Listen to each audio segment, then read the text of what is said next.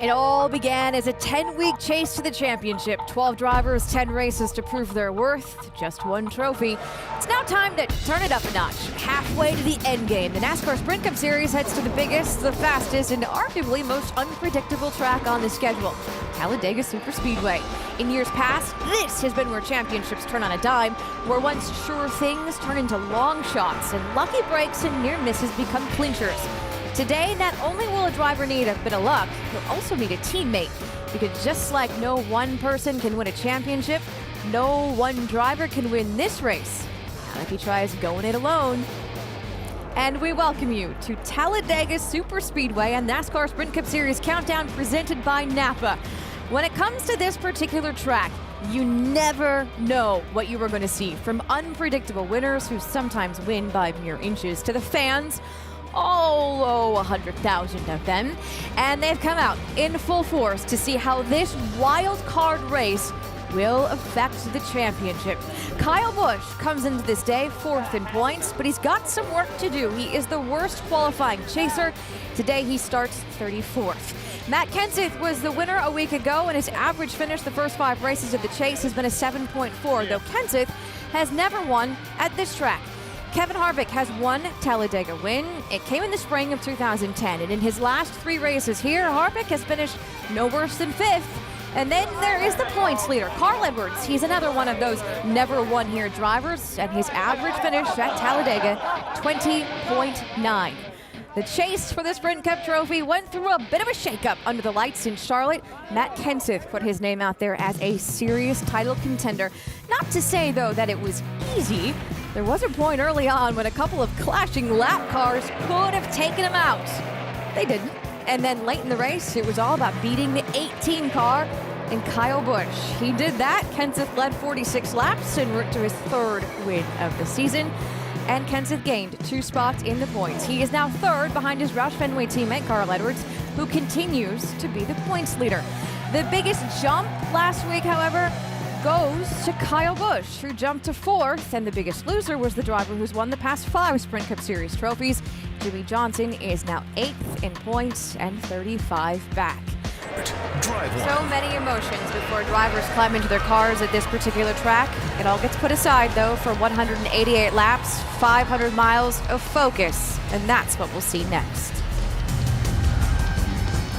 Back at Talladega Superspeedway, the chase drivers have a lot on the line today. Matt Kenseth, the winner of a week ago, starts 11th. He's just a couple spots ahead of Kevin Harvick. In fact, 9 of the 12 chasers start between 5th and 16th. The best qualifying chaser is Jimmie Johnson. He starts 2nd and is looking to make up for a bit of lost ground. In Charlotte a week ago, Johnson battling for 7th when he took a hard hit into the wall and in the points. This incident dropped him to 8th in points. He is now 35 back from leader Carl Edwards. And look at the ups and downs of Johnson's first 5 chase races. Compare that to the consistency of Carl Edwards or the white line, Kevin Harvick. And as we go upstairs to Alan Bestwick, consistency today may be a bit hard to maintain. Yeah, Nicole, and a driver's performance during the day might look like that Jimmie Johnson graph up and down. With Talladega winning driver Dale Jarrett and Talladega winning crew chief Andy Petrie, so today's the wild card race, right? What's that mean? Well, with all due respect to the crew chiefs who normally have a very difficult job, this is about the drivers. Drivers and great drivers love to be in control. Today, they're not in control so much. They know that anything could possibly happen here, usually does, and we could see any scenario unfold. They just don't have the control, the drivability, the power to get away, make everything happen on their own. They're relying on someone else all day long to give themselves an opportunity. They don't really like that scenario, but that's what they have to work with. The main thing they want to be doing is going forward when they see the checkered flag coming out. It's frustrating for a crew chief, too, because we like to be in control of things, and today there's not going to be a lot of that. Strategy and track position, all that's kind of out the window.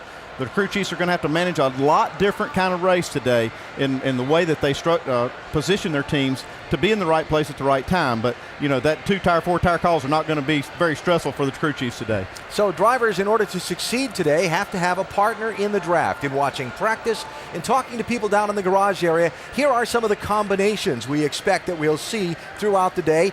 And we will see a little bit of politics in the draft, too. Hearing some Ford teams have been told they should be drafting with Fords only today. We'll see how that all unplays as 500 miles gets underway. Getting set to go with 500 miles at the Talladega Superspeedway. A look at the starting lineup coming across the top of your screen. Field headed by Mark Martin, two-time winner here, his 51st career pole. Mark going to lead this field to the green flag momentarily with the 5-time consecutive champ Jimmy Johnson alongside. Now, the man that's going to be paired with Johnson in the draft, or at least that's the plan for most of the day, is starting in row 3. He's our in-race reporter, Dale Earnhardt Jr., and the subject of our Gillette Pro Glide profile. Junior's first few years in the NASCAR Sprint Cup Series, he was almost unbeatable here. Recently, not so much, but remember, he was the one that pushed Johnson to the win in April. Skeptic or believer about today in a junior win? I'm a little skeptical if he's going to be the pusher. He's going to be the one pushing Jimmy Johnson. I'm skeptical he can get to the checker flag first. All right, well, Junior rolling off on the pace laps, as you can see, and let's talk to our in-race reporter. Hey, Junior, Dale Jarrett, the ESPN. You have a copy? Sure do. Hey, man, our first question is mailbag, and it comes from Jim in York, Pennsylvania. He asks, when you're the second car in a drafting pair, how much firmer are you gripping the wheel, and how much more tense are you than normal? Well, you're pretty tense. You can't really see the spoilers on the car as wide as they've ever been, or about as tall as they've ever been. So you just kind of hoping the guy you're pushing is telling you what's happening and where he's going, so you can kind of be ready. But it's a lot harder, actually, pushing than it is being out front. All right, let's switch roles there. Talk about the guy in front, which I know you would like to be, but who makes that decision when you're paired up, when it gets time to win this race at the end? Who decides who's going to be in front and who's going to be pushing? Well, between me and Jimmy, we just talked it out and decided what was the most productive package in that particular race, and we make that choice and go with it. You gotta, unfortunately, you gotta make a lot of sacrifices when you're working with somebody all day long. The way this package works and the way you got to work together, you make a lot of sacrifices, and somebody's got to. If you're trying to win a race, one of you's got to run second or whatever. So that's just the way it is. All right, man. You have a great, safe day out there, and we'll talk to you later on. Now, Andy's going to talk to your crew chief, Steve Letarte. Thank you. Hey, Steve, Andy Petrie in the booth. You got us? Yeah, I got you good, Andy. Hey, Steve, Dale's up here saying it's like a day off for a crew chief making decisions down there, but really, how do you manage this race to put that 88 team in position to win? Well, Andy, as far as the car goes, it kind of is a day off. There's not a lot of adjustments we'll make today during pit stops, but, Chad and I will have to work very hard together to keep that two-car tandem at the lowest risk we can really afford all day long, and sometimes it's hard for the drivers to see that, whether they're too far up or in the mid-pack, and for pit road, we can kind of manage that sometimes a little bit easier. Okay, well, thanks for talking to us today, Steve. Good luck, and get that 88 team across the line first. Thanks, guys. You can see Jimmy Johnson's team in the next pit over from Steve Letarte and the Strategic 88 team, so that'll be easier for them to get back and forth and communicate as the race goes on. Our 8 high-definition onboard cameras today being carried by the driver starting on pole position, 6 of the chasers, drivers with 12 Talladega victories between them, a 3-time Talladega Nationwide Series winner, and the championship leader beginning the day, Carl Edwards. So a lot of great views for you to have a look at 500 miles at the world's fastest speedway for this one. And our over-the-wall reporter today, the rear tire changer for Dave Blaney in the 36. It's Mark Hollywood Armstrong signing for the Soldiers. Way to go, Hollywood. And have a terrific day today here at Talladega. 36 car going to be paired up with Brad Keselowski in the draft for this one is the plan. And the last thing some of those over-the-wall guys did before they left pit road, made sure the back bumpers of those cars were as primed as they can be with what they're allowed to put on them by NASCAR rule. Paul Menard's team doing a little last-minute touch-up. So, Talladega Superspeedway and the wild card race in the chase, where things are more out of a driver and crew chief's control than normal. Driver's going to be running in the tandem draft all day. Time your run to the front at the end. Avoid trouble for most of the middle. How will it all turn out? Who knows? That's why it's the wild card. Pace car is off. Start-finish line past the center of the tri-oval. That's where the checkered flag will wave after 500 miles. Race number 6 in the chase for the Sprint Cup at Talladega is underway.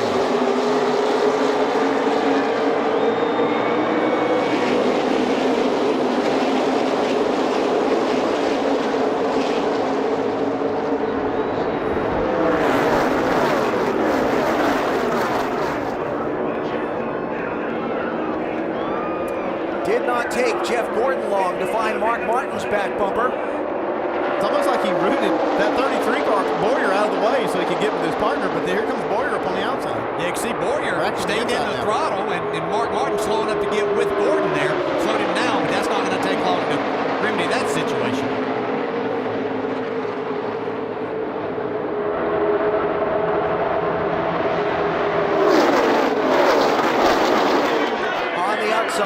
Jimmy Johnson pushed by Dale Earnhardt Jr. to the point as they come down to complete lap 1. That yellow car, Kurt Busch, is waiting for the black machine in the outside lane, the 78 of Regan Smith. That's his planned drafting partner.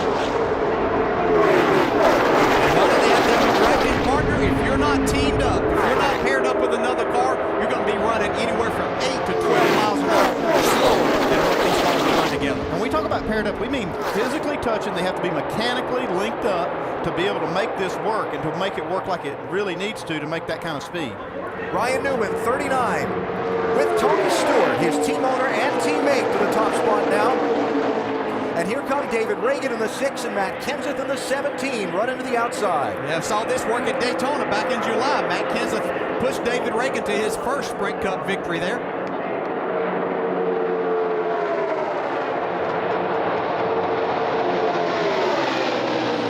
Reagan leads that lap. In the last 3 races at Talladega, 88, 87, and 88 official lead changes at the start-finish line in a 188-lap race each time. Yeah, no reason to think that there's going to be anything different today. I think they know more about this type drafting that is going to make it even more exciting throughout the day. Well, they're on pace for 188 lead changes. 2 laps, 2 lead changes. Yeah. Cameron Harvick. See, Kurt Busch is now paired up with Regan Smith on the high side. They're coming in a hurry. Yeah, now that's not going to be the first time today I'm going to call Clint Bowyer Kevin Harvick, because their cars have somewhat of a similar paint scheme today. Bowyer pushing Jeff Burton in the 31, and there's Kenseth to the lead, leads a lap. That is 1 bonus point toward the championship for Matt Kenseth. Remember, if you lead a lap or lead the most laps, you get a point. And a point in this NASCAR system is big. But in doing that, look how quickly it slows them down and these other cars catch them and surpass. Jeff Burton, 31, to the point. See Denny Hamlin now linking up with Trevor Bayne in the 21. Doc was telling us how much Bayne had to race for today in that Wood Brothers car. And look to the inside. Landon Castle on the 51, Casey Mears in the 13. When we say before the start of this race, this is truly a race anyone could win, we're not kidding, we're not exaggerating. Yeah, I've talked to some of the team members on that 51 team of James Finch. They want that car at the front all day long. Some of these others may have a strategy to go to the back, maybe hang out a little bit, let things sort out. But this 51 team wants to go to the front and stay there today.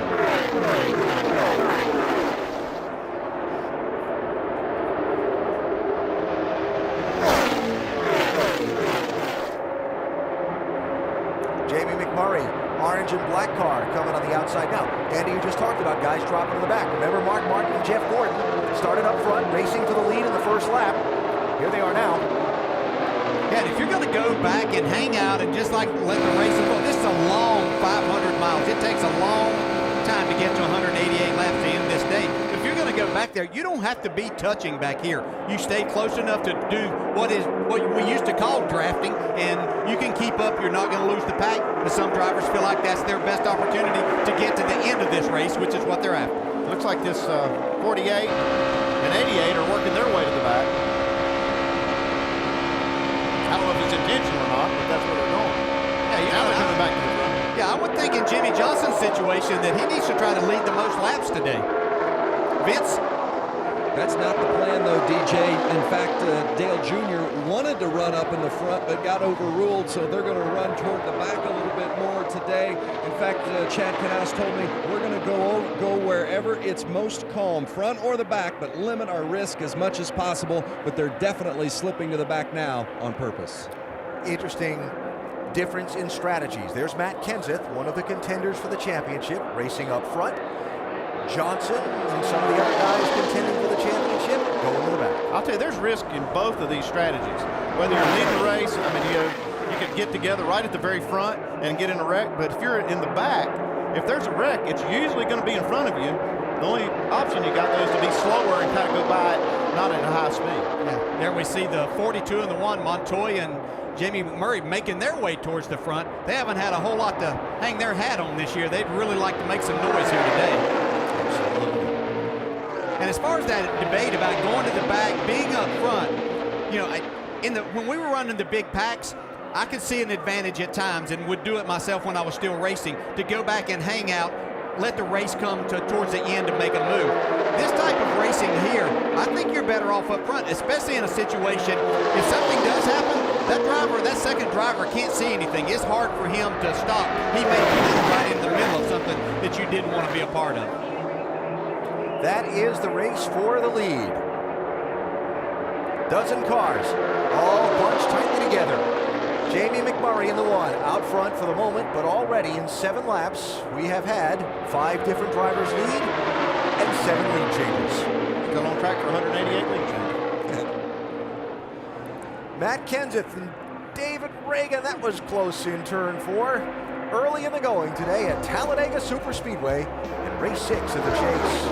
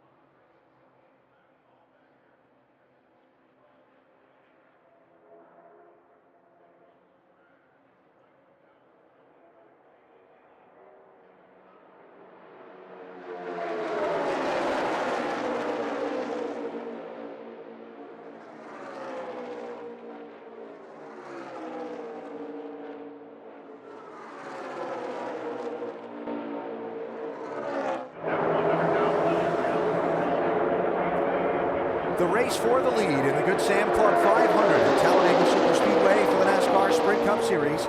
Matt Kenseth in the 17 has led the most laps so far, but it's close. It's really close. Jordan Williams, saluting America's Armed Forces, and give back by helping support our troops. Visit goodyear.com/supportourtroops to learn more.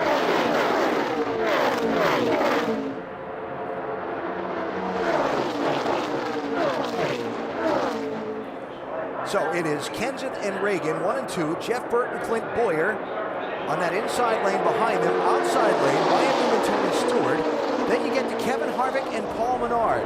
Black and white 29, and neon green or neon yellow, take your choice, 27. This on Harvick's radio a minute ago. Slow one high, going to the middle, They're stacked up in front of me, 3 wide, going high. Check up just a touch, check up. A sample of the radio communication that happens at Talladega and Daytona now in this tandem racing that just doesn't happen anyplace else. It sounded to me like Paul Menard got a new spotter. Just had to be driving that 29 car. I used to think it was a challenge enough just to drive your car. I used to talk to myself a lot, but not having to talk to the driver behind me pushing me there. So this is quite interesting and different racing, but it will take place all day long. Great job by Kevin Harvick. Moving into third and fourth spots, those 2 white cars, 38, 34, Travis Kvapil and David Gilliland, respectively. We see some of these drivers in cars, the tandems try to get 4 to work. I've heard drivers talk that they think that they can get the right 4 cars to work and become faster. I did. I talked to Steve Letarte in the garage this morning. He said that they had experimented with that a little bit in practice with their 4 cars, and they're really close to making it work. He said they can't quite make it work. They can take the two pairs and put them very, very close together and get a lot of advantage out of it, but they haven't been able to really link up all 4 cars. Dave? Looking at the 39 and the 14 for Stewart Haas Racing, there was some question as to whether they could run up front here together. Tony prefers to spend most of the early parts of these races at the rear of the field. Ryan, on the other hand, likes to go to the front and stay out there. They're working together now, but we'll see how long this will last. Other partners for the 14, we're going to possibly include the 51 of Landon Castle or the 47 of Bobby Labonte, but who would you trust more than your teammate? Check this out. Now, just a second ago, Matt Kenseth in that 17 was leading, but a lap ago you saw he and David Reagan in that 6 just get separated by a couple of feet for a couple of seconds, and that was enough to knock them back into this pack. That's all it takes. It's about somewhere 2 to 3 feet of separation, and you lose about 8 miles per hour of your speed. So once that happens, then you can see how far back you fall. Then you have to fight your way back. One of the things that NASCAR was trying to achieve with this pressure relief valve on the cooling system was to make the drivers have to switch positions more often and maybe change the dynamic of this 2-car draft. One thing I've seen about these drivers, they've figured out how to do this, how to push and not have to switch. You see the offset right there with Paul Menard behind Kevin Harvick. They've been able to work that offset where they can run many, many laps without having to switch positions. And so I don't see that happening as much as what we thought we would. Mention the 4 and 83, Casey Kane, Brian Vickers, the Red Bull Racing car, driving up into the picture at the front.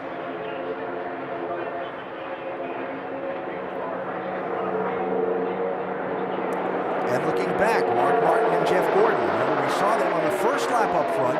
We saw them drop back into the pack. Then we heard this. It looks pretty clear up there to me, Mark. I'd say we go ahead and, just run as hard as we can like this.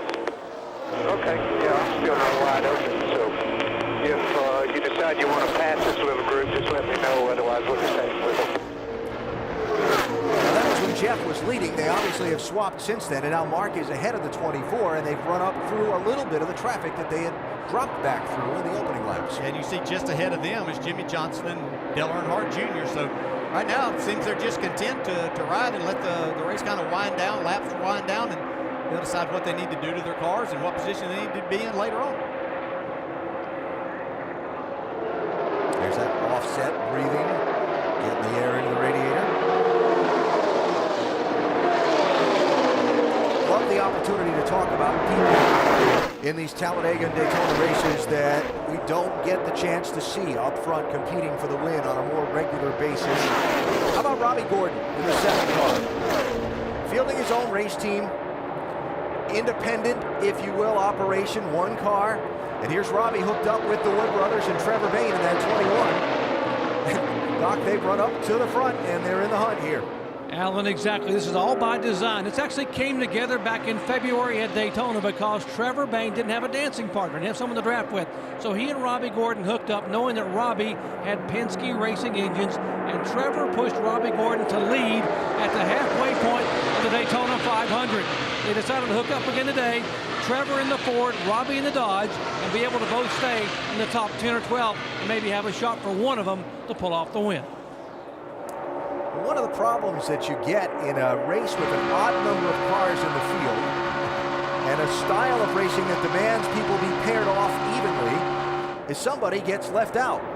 And that somebody right now was the guy that was drafting with Trevor Bayne earlier, Denny Hamlin, who now finds himself 37 seconds behind the leader in 39th place by not running in the draft. And he is almost 4 seconds a lap slower than the leader, so it's not going to take long for the leaders to lap him. Yeah, less than 3 laps, he's going to be a lap down here. Doc, how about this 11 situation? Well, the whole plan as of Friday in practice was for the 39 of Ryan Newman hook up with the 11 car. That's what happened back in July at Daytona, and they're running 1-2 for the green-white checkered, but that was if the 14 car went to the back of the pack just to get an opening and a ride. Well, guess what? Tony Stewart didn't go to the back. He and the 39 are together, and that left the 11 as the lonely soldier out there with no drafting partner and really running slow, struggling to keep up there without some help in the draft. Pushing forward, 3 wide here, racing for the lead. Separated the middle pair, so it's Kevin Harvick, 29 to the inside, that's going to go to the point with a push from Paul Menard. Just behind these guys, look for Kyle Busch, inside line, and Joey Logano, 18 and 20. I guess after riding without being hooked up, they decided to see what it was going to take to get to the front at this point in the run, because they put those nose and tails together, boom, through the field. Yeah, and that's something that's going to be important to know. How many tandems can we pass at the end of the race? How long does it take us to get to that point? How many seconds back can we be and still give ourselves a chance to win? Right now's the time to be finding these things out. But then you get to a spot where there's 3 wide in front of you, and you might have to back off for just a second. Denny Hamlin about to be lapped by Kevin Harvick, the race leader. We're at 50 miles into today's 500-miler in Talladega.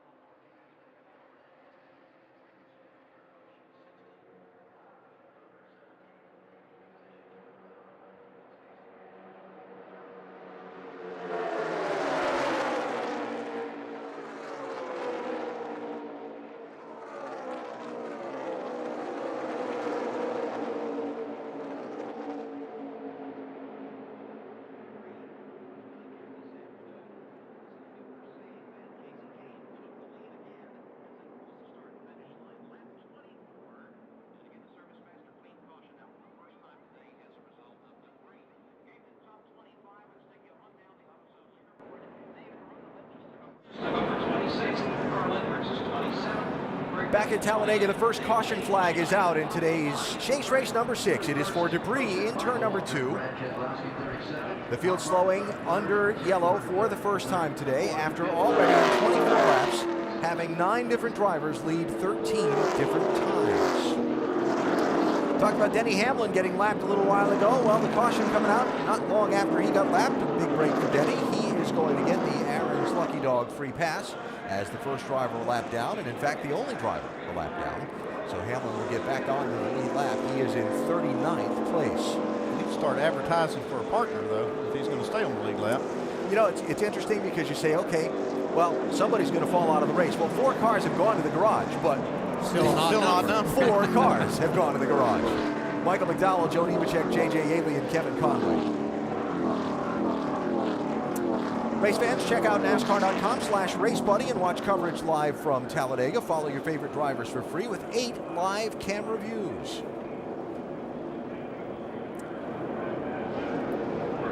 That pace car just straddled there in turn 2. Looks like possibly the cause of the debris caution. So, first set of pit stops coming up here. You'll see a lot of 2-tire changes. Yeah, I think you'll see a ton of 2-tire changes. Fuel being the biggest thing they need right now. The only time they really need tires is if, especially like on a green flag stop where they would maybe slide the right front, getting on pit road, they definitely need to change tires there. And something we saw a lot in the last couple of Talladega races, the guys in the championship, or the guys that were taking the conservative approach to the race, don't pit the first time by when the lead lap cars pit, and then they come in the next lap when the lap down cars pit because there's fewer of them. Yeah, there's fewer of them, and you don't want to take that. Doing those 2-tire changes and being at the very back, you may catch some people exiting as you're trying to come in, so you don't want any contact or any problems on pit road.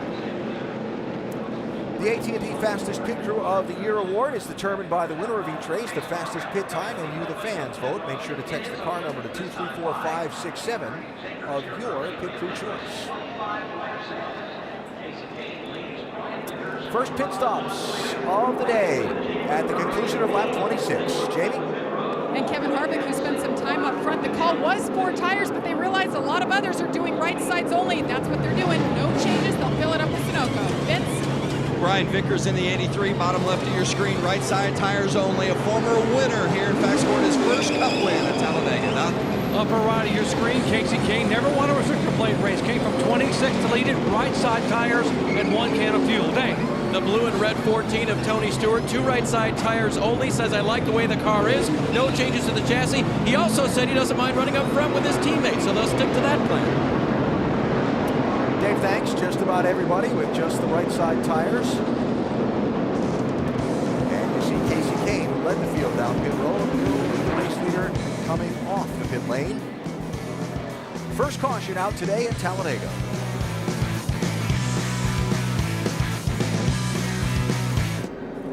So first round of pit stops, as we discussed before they came to pit road, Mark Martin and Jeff Gordon stayed out for a lap, then came in and pitted the next lap. They're way at the back of the field. And at the front of the field, it is Casey Kane, inside lane, Kevin Harvick outside lane, and that dance to find your drafting partner is going to begin again here. Yeah, for the 4 up front, though, they're matched right up, so things kind of worked out well for them. Our green flag restart presented by American Ethanol. Here we go.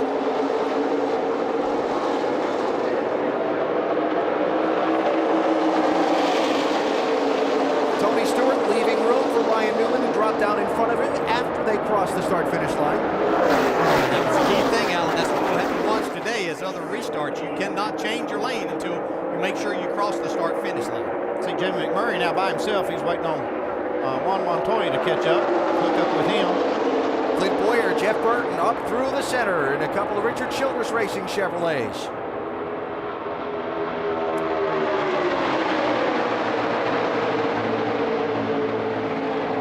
Right there, Kurt Busch at this moment.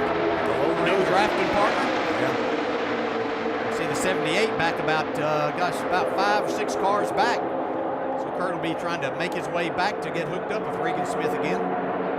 Now, Brad Keselowski in the 2 has been drafting with Dave Blaney in the 36. Blaney in that white and red car trying to find a space to get in front of Keselowski while Denny Hamlin was kind of trying to work with Blaney in the draft. Lady said, I got a dance partner, thank you. No, you may not cut in. Yeah, he didn't want to get down a lap again. Hamlin doesn't. He doesn't have a while right now. That has to be so frustrating if you're Denny. Richard Petty Motorsports cars charging on the outside lane. The Best Buy logo belongs to A.J. Allmendinger, being pushed by Marcos Ambrose.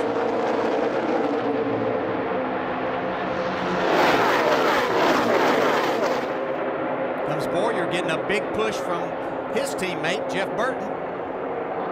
Make their way to the front.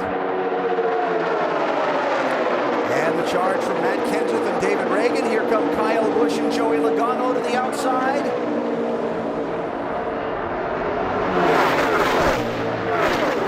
And 20, announcing their presence at the front of the field. I think the thing that's going to keep this crowded, or one of the things going to keep it crowded up front with the new rules, is now you see Logano and Kyle Busch go by on the outside trying to go to the lead, but they're breathing the cars more on each lap, and so they're not attaining the high speeds that just gets them out and makes a big run and gets them way out front. So it's keeping everything bunched up a lot more by them trying to keep that second car cooler for longer. At this point of the race, that's what you're going to see really all the way up until the last probably 5 laps. And you might see them stick together really tight, run those really fast laps, and sacrifice the engine the last few laps of the race. Wow, sorry, Andy. Big wiggle there for Harvick as Menard was moving around behind him through the trioval there. Denny Hamlin, 11 car. So picked up a little help from Truex in 56. Yeah, but Truex has got his teammate Ruderman in the 00 behind him. Trying to get you some help. Everybody's kind of content where they're at right now. Still hadn't found a partner. He's still looking, though. See, Robbie Gordon was just behind him, trying to find somebody right now. He hadn't got back up with Trevor Bayne at this point in time. Up front, 33 Boyer, pushed by 31 Burton. Here come Kyle Busch in the 18, and Joey Logano in the 20. They restarted 12th and 15th, respectively, just 3 laps ago. Last to leading the most laps in second at Charlotte last week for that 18, Vince, and he's having a strong run today. He is indeed, and remember, guys, they went to the backup car, but this backup was originally slated to be the car they raced in this race, and at the last minute decided no, they'd run the car they ran at Daytona because it was proven. But after an accident in practice on Friday, they switched to the backup, put a different motor in it. Kyle went out for 5 laps of practice and told crew chief Dave Rogers, I think this is the best thing we've had yet. Good news for the 18 fans. So Kyle to the point, Vince, thank you. Matt Kenseth, the one ducking around behind, looking for some running room, pushed by David Reagan in the 6. Yeah, that car, the original car that they brought here, had just a couple counts less drag. I mean, it was very minute, but you're trying to get everything that you can. But Andy, that wind tone doesn't always translate to what happens on the racetrack. No, it doesn't. So you can do everything you can to figure out which car you have is the best. But really, this is the best way to prove it on the racetrack, like they are right now. On board Tony Stewart. Yeah, this really wasn't the plan. It was reported a little earlier. Tony was going to hang out in the back with someone that wanted to hang out back there. He was having a hard time finding that person that wanted to hang out in the back. Ryan Newman and Denny Hamlin had run in practice, and were planning on working together. So that's what has kind of left Denny Hamlin without a dancing partner right now. And that is kind of a preview of what the last lap might be like. Trying to see who is going to lead that lap among this whole pile of cars. Kenseth 17, Kyle Busch 18.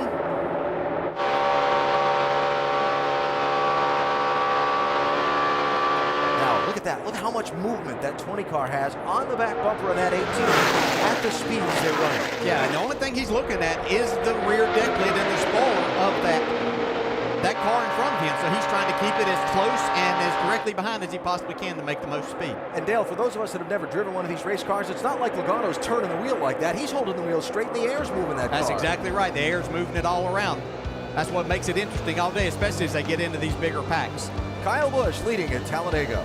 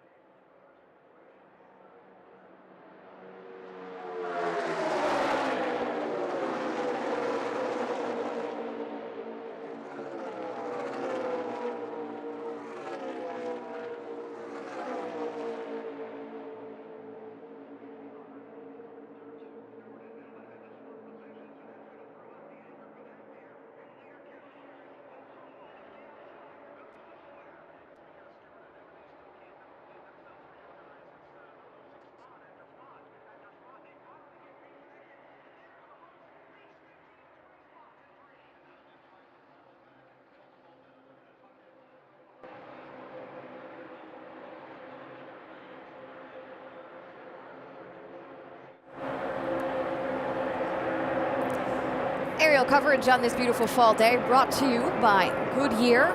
Pretty good idea of what's happening down there on the track. We are 38 laps in, and we have seen 22 different lead changes. Your leader right now is Clint Boyer.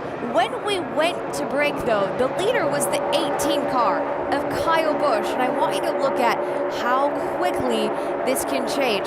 If we go on board with you guys here, it's like a freight train. It is like a freight train, and they can move all around this racetrack, but a lot of the moving they're doing is trying to figure out where they need to be on the track and whose car is faster being in the front. You see Kyle Busch with Joey Logano changing all over the place. Look at Joey's nose right now, going left and right.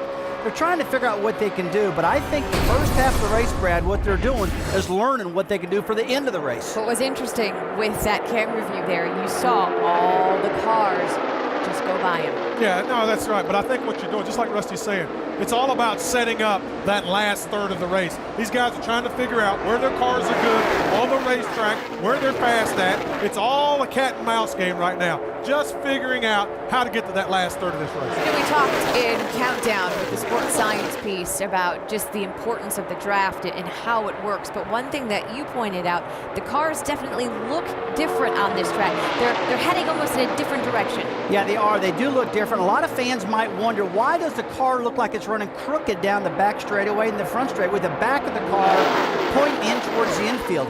Folks, at other racetracks, you see the back of their car kind of pointing out. And when you do that, kind of running crooked, so to speak, that creates more downforce. At this particular track, they want to get rid of that downforce, and that creates more speed.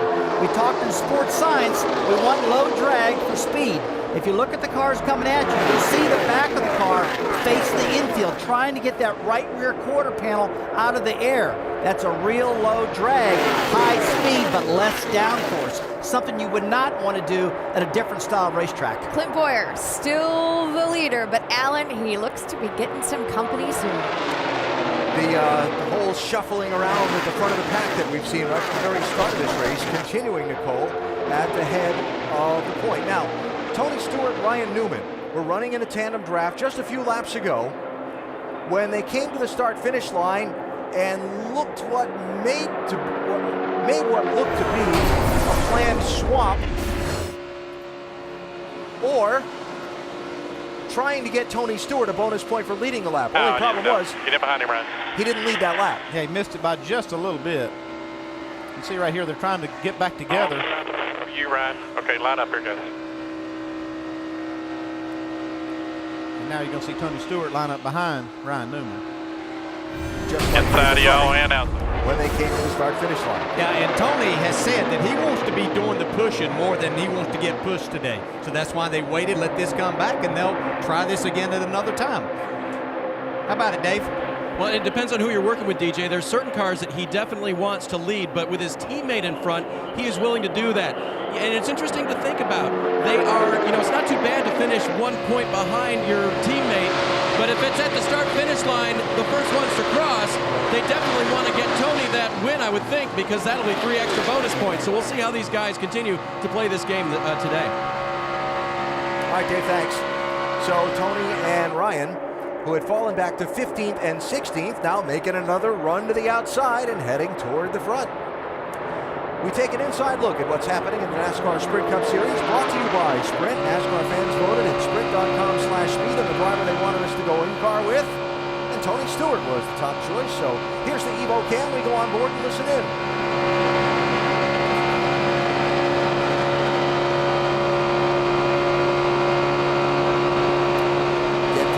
NASCAR Sprint Cup Series with unlimited access to highlights, news, and more. Learn more at sprint.com/speed. Ryan Newman trying to tow Tony Stewart back toward the front. Maybe they can get that 14 to lead a lap. How about things from the 39 perspective, Doc? Yeah, that was the whole plan, is to try to move over and let Tony lead in lap a little bit ago. Didn't quite work. They're going to try to ride their way back to the front. And the 39 car, as DJ said, is much faster when being pushed, because Ryan Newman has led the most laps in both Daytona plate races this year, only to have an incident happen in the last 4 laps in both races. But right now, being pushed is where the 39 needs to be. He can't push as strong, but the 14 pushing him can't go by. They're going to push him right by in the lead, And now watch and see if the swap will work to get 14, a lap led in that bonus point. Guys? Gonna have to be careful if they try it here. I don't know. I don't think he got there again. Missed it by just a little bit again. Stay in the middle. Timing and scoring says did not lead that lap. no. We did not lead that lap. 2 for 2 or 0 for 2. They're trying hard though, man. And that's a real statement on how important a single point could be in determining who wins this championship. Clint Boyer out in front. 23 lead changes in 45 laps of the Good Sam 500 at Talladega.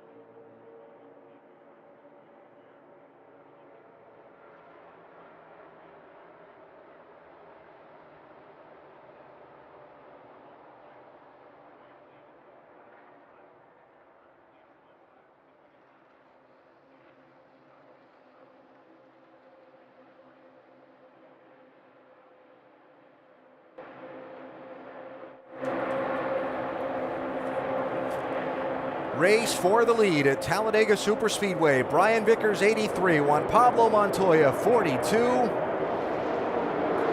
Closing in on 150 miles of today's race. Give Montoya the lead on that lap. Race fans, check out NASCAR.com/RaceBuddy to watch race coverage live from Talladega today. Follow your favorite drivers for free with 8 live camera views. 26 lead changes, 14 different drivers have been out in front. 1 caution so far, just for debris. And some interesting stories in this lead pack. We've seen Tony Stewart and Ryan Newman 0 for 2 on attempts to get that 14 a bonus point for leading a lap. And we're seeing some guys at the front of the pack that we don't normally get the chance to see on a more regular basis, like, for example, Casey Mears and Landon Castle in this 13 and 51. Yeah, 2 very accomplished drivers and drivers that do well here. They've hooked up together and taken these cars to the front. They've been up there battling for the lead all day long, and they know that they can run up here and have a chance at the end of this race today to possibly steal a win. Yeah, and Landon Castle's driving a car. It's a Hendrick car and a Hendrick engine, so he's got the horse to take him there. You can see Newman and Stewart trying to make their way back up there again, see if they can ever get Tony to be the first one across the line and lead a lap. Oh, look out there. Wow. Look at the difference in speed right there. There's people telling us as much as 12 miles an hour difference between when they're hooked up and pushing together and when they get separated like that. That's a lot. It really is, and that's what the bigger plate has done, is make this closing rate and this speed that they have even greater. So the driver, especially in front, has to pay attention. The driver behind can't see anything. He's just hoping his buddy leads him in a good direction. Now, you got the group up front racing for the lead. That does include a couple guys racing for the championship, like Matt Kenseth, for example. A lot of the other guys kind of hanging out back here. Carl Edwards, 99. Jimmy Johnson, 48. Jeff Gordon's back there. Dale Earnhardt Jr.'s back there. And they're kind of running, I'll call it the older style Talladega, where they're not bumper to bumper and pushing together, but maybe a car like they're a half apart. Still in a draft, but not in that pushing draft. And one, for example, Dale Earnhardt Jr. is kind of okay with it. 10-4, we picked up the 5 at the 24. We got a long line of singles here, just kind of right. So I thought it was cool here. I mean, it is. We'll get it to back off some more there. You'll be all right. I mean, we're doing just fine riding one car length apart. I mean, we're not losing any ground up there, and everyone's just chilling out back here, except for Denny's in a hurry to get on everyone's bumper. Yeah, this is working. We should have been doing this from the start. Dale Earnhardt Jr. right now sitting in 31st spot, Vince. And I can tell you that it's difficult for Junior to be patient and just be running back there in the back, killing time, because he likes to run it up front. We talked earlier about how he preferred to be up in the front, but the team talked him out of it and decided they would take it a little bit more conservative. And certainly that's what they're doing in this long 12 to 15 car line, the 88 behind the 48. Jamie? Well, I talked to Kevin Harvick's crew chief this morning, Gil Martin. He said, ideally, we want to run nose to tail, just the two of us. Let's stay out of the pack. Well, you saw this 29-27 tandem up front. Kevin Harvick just said, guys, we're moving backwards. This is crazy. They dropped back out of that draft, and you saw them drop back where Jimmy Johnson and the guys are running around. Now, look at the scoring serial there, Jamie, on Kevin Harvick, right? Running 25th now. He wasn't first earlier. He's run as low as, what did that say, 32nd? And that's what the day's going to be like for a lot of these guys in this Talladega drafting. Up, down, and all over the place during the day. But not to borrow your phrase there, partner, but you want to be moving forward at the finish. That's right, yep. Just going by cars at the end. You might not get all the way to the front, but you want to be going forward. Now, going forward at the moment, after going backwards a while ago, Trevor Bayne. Remember when Denny Hamlin got in there and was drafting with Robbie Gordon? Well, Robbie broke that off. I sound like I'm talking about a high school dating thing or something, but Robbie broke that off and went back to pick up Trevor Bayne in 39th place. And they've charged their way now from some 12 seconds back to where they're up and closing in on the front runners. And looking at the scoring monitor, they've been running laps close to 200 miles an hour, average speed, while they're catching this group. That's why they have so much momentum. Look at them go on the high side. And this has been the way they've hooked up the whole time. Trevor Bayne was without a partner. He had lost the draft. Robbie Gordon went back, they got together, and now they've making their way towards the front. And by the way, that was 5 laps ago. They were 38th and 39th. So, it's amazing. And Trevor has shown us through the Daytona 500 how good he is at being that guy second in the two-car draft, breathing the car like that, and not getting that car in front that he's helping unstable. Yeah, those were the key things that you said there, Alan. He's able to keep his car cool enough, but for them to make a ton of speed for a lot of laps and not put the guy in front. Whoever that may be, in this case, is Robbie Gordon, doing a great job of pushing him there, Doc. Indeed he is, and you got to love Trevor Bayne. This morning in the garage area, the veteran Wood brothers were trying to remind Trevor about drafting, and they said, basically, Trevor, listen up now. If you lose your drafting partner here, it's like going to the prom without a date. And Trevor looked at him and said, you know what? I never went to the prom. I was racing the whole time I was in high school, so I don't know what that means. And they said, never mind, just race. Very nice. I can relate to that. So, Bayne pushing Robbie Gordon now up into the 6th position, moving further toward the front. Remember, they were 38th and 39th a little while ago. Juan Pablo Montoya, Jamie McMurray, they are 1st and 2nd. Kenseth and Reagan, 3rd and 4th. 56 laps, 150 miles in the books at Talladega.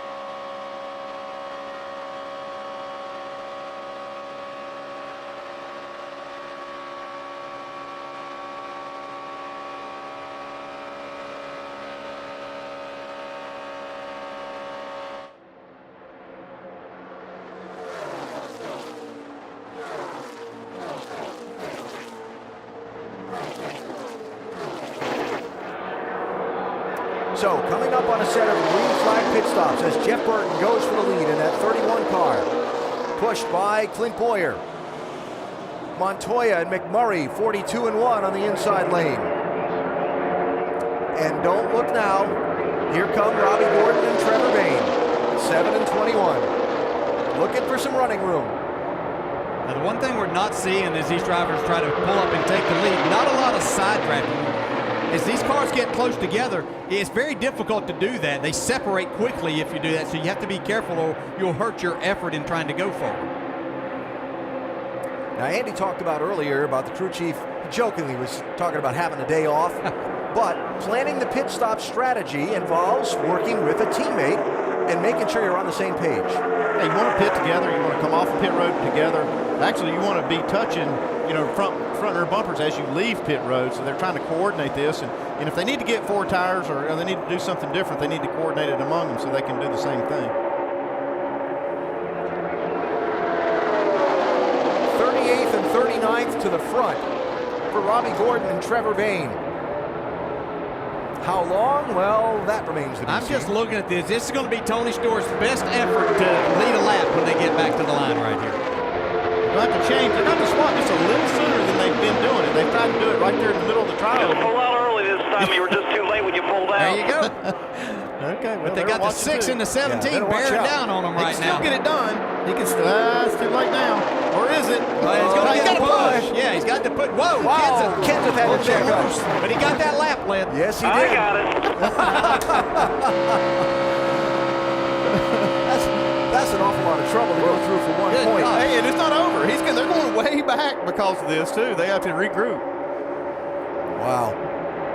That was close for Kenseth. Yes. He probably was all over his radio back to David Reagan in the 6, saying, look out, look out, look out. You can see the difference in speed right there, just trying to get hooked back up. Yeah, they just led this lap. Now there's 20 cars in between them in front. So you saw the negotiation over the pit stops. Getting from racing speed on to pit road can also be an adventure at Talladega. We'll watch out for that when we come back. Brian Vickers out in front for this second.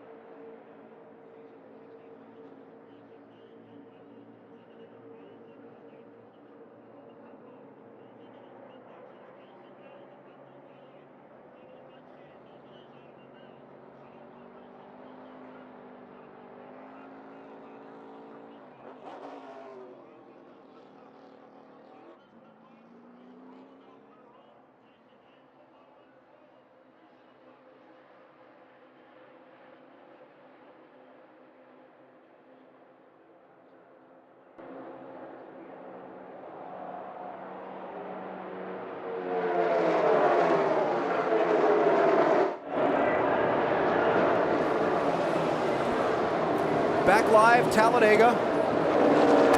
We are under green. An attempt to get to pit road for a green flag stop. We talked about it going to the break. It went wrong for Joey Logano and Kyle Busch because there was some other traffic slowing through the pack ahead of them. Kind of a complex situation. Bottom line, Logano's off the pace. Kyle Busch lost his wingman, and we're still under green. Trevor Bayne and Robbie Gordon had gotten separated on the racetrack. So watch Bayne in the red and white 21.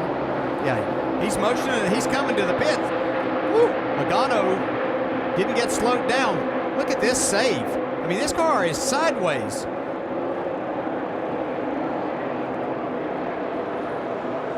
So from that point, he didn't go to pit road. Kyle Busch went all the way down pit road without now no. the tire comes apart. Caution will come out now.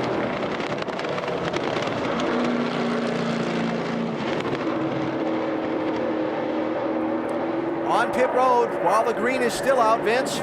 The 48 and the 88 pitting together. Chassis adjustment on the 48, 4 tires. The 88 says he's got a little bit of a vibration as well, so they're working, just hoping that it's a tire issue for the 88. No chassis adjustment on Dale Earnhardt Jr. Jeff Gordon in, a little bit of wedge out of the left rear, trying to free the back of the car. It's a little bit under the pushing, 4 tires, getting it full of fuel. Gordon's out of the way, guys. Mark Martin getting the fuel tank topped off, leaving pit road. Caution flag is out for debris from Joey Logano's car. And all of these cars were on pit road before the caution came out and the pit road was closed. Yeah, it's not going to really hurt too many teams because the ones that did get lapped, which will be like the 21 and 7, they'll take the wave around when the leaders pit. I think and some of the others stayed out, and the ones that pitted actually will stay on the lead lap. Yeah, and I think Denny Hamlin might have just got his drafting partner for the day in the form of Kyle Busch now. Because that 20 car is going to be in a world of hurt without that left front fender. So a complex, they talk about your cause and effect, right? Trevor Bayne and Robbie Gordon get separated in traffic in turn 2 as they're approaching green flag pit stops. And that whole thing leads to, first of all, great save by Joey Logano, and second of all, the big mess he's got in the left front of his car. Yeah, that's just another case where I believe that Joey Logano could not see what Kyle Busch was seeing in front of him. Maybe wasn't made aware that there was another car there and all of a sudden had to duck out and nowhere to go.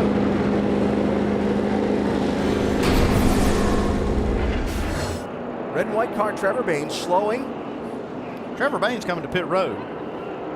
That was a great save by Joey Logano. It's a shame it blew one of the tires out while he was making this save, because that's what tore his car up. He's got to save his car. If we have a chance of this, he can go all lap down. We got to save a car. He could be 5 laps down and be pushing us to the win. So if they can save that car, they're going to be all right. Yeah, what he was saying there is to just slow down enough that it doesn't tear the car up, trying to get it to pit road. Don't try to go too fast because we don't care. I mean, as a team, we don't care if he's a lap down as long as the car is healthy to push the 18 because they were really doing well working together. Well, there's still got a third Joe Gibbs Racing car out there. Remember, Denny Hamlin's kind of been the Lone Ranger too, so. You'd have to think that would be the pairing now that they would look to make happen. You would think. Guys that had not pitted before the caution. Coming in now, Jamie. Matt Kenseth got loose earlier, but he was cool, calm, and collected on the radio. Said he needs a little bit of overall grip. 4 tires, air pressure adjustment for the 17. Vince? The 42-1 Pablo Montoya, bottom left, started 15th, came in first. He and teammate Jamie McMurray have been very solid. No changes to the 42, just tires, 4 of them. Doc? Casey Mears, 4 tires, fuel. They're going to put tape on the grill. They're going to make sure it's a little different pushing out mechanism here, but more tape on the front for the 13 car. Dave. Brad Keselowski gives up 10th place for the blue number 2. 4 tires, no changes, full of fuel. They will get it full of Sunoco fuel. And some problems, guys, now getting the car out of pit road. Yeah, no urgency there, but again, the way the draft is working at Talladega, whereas that would have been a big deal a week ago at Charlotte, not that big a deal in this race. Second caution out here in Talladega after debris from Joey Logano's car.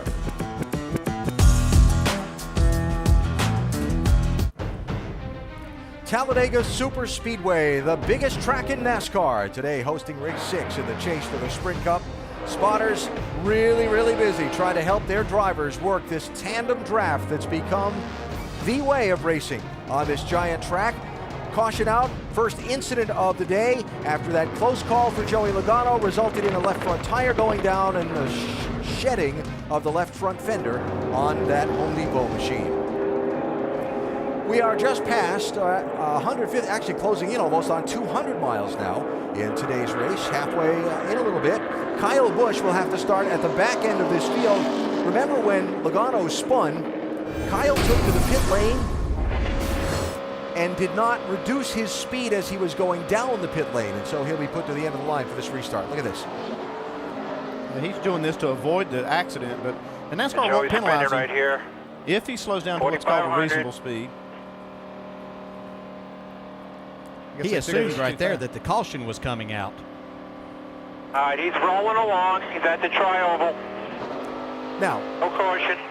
you look at that and you say, okay, Kyle slowed down some and maintained a speed, but he didn't continue to reduce his speed as he went down the pit lane. Yeah, and the caution wasn't out. They were still under green flag conditions, so he has to be at pit road speed there going down. He's not allowed anything until the caution comes out.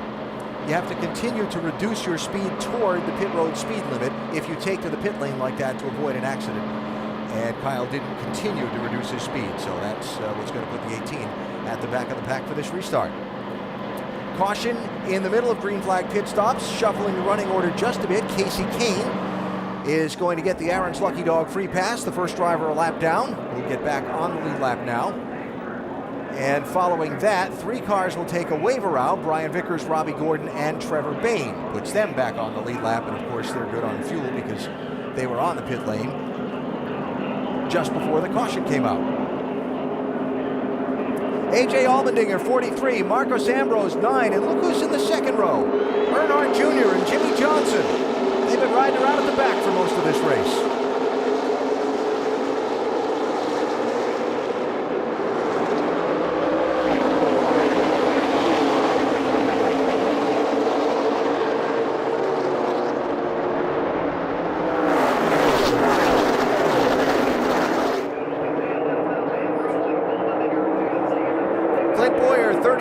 Jeff Burton, 31, going to go around to the point. And here comes Jamie McMurray in the 1, and Montoya in the 42. Yeah, just for future and late race restarts or something, this 31 and 33 have really been on it on these restarts, so we'll have to see how that may play into a green-white checker or something like that.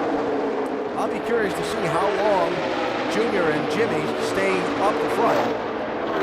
They have ridden around in the back for a lot of this race. Well, until about 7 or 8 more of these tandems get up there, and then I think they're going to see enough of that and move on to Jimmy's already something led a else. lap, so he doesn't need to get up there and lead anymore. Outside, Dale Jr. McMurray in the middle. Boyer down low. McMurray led that lap, by the way. So yeah, and I think they're pretty secure in who they're racing around and with here right now. This will give them an idea of what they can expect in the latter stages of the race. Exactly what can they do? What position can they be in and take the lead? I can assure you of this. If that 88 goes to the lead, you will be able to hear the crowd over the race cars. I talked to Steve Letarte early today. He said that the 88 team was planning on pushing the 48 car mostly all day long. We're seeing the opposite right now. If this turns out to work really good, this pairing the way they are, this might be good news for Junior fans that he might be able to get the checker flag club.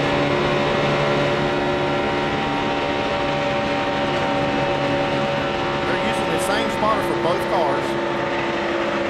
Yeah, you could hear how Jimmy had to back out right there as they got there because the 43 came up.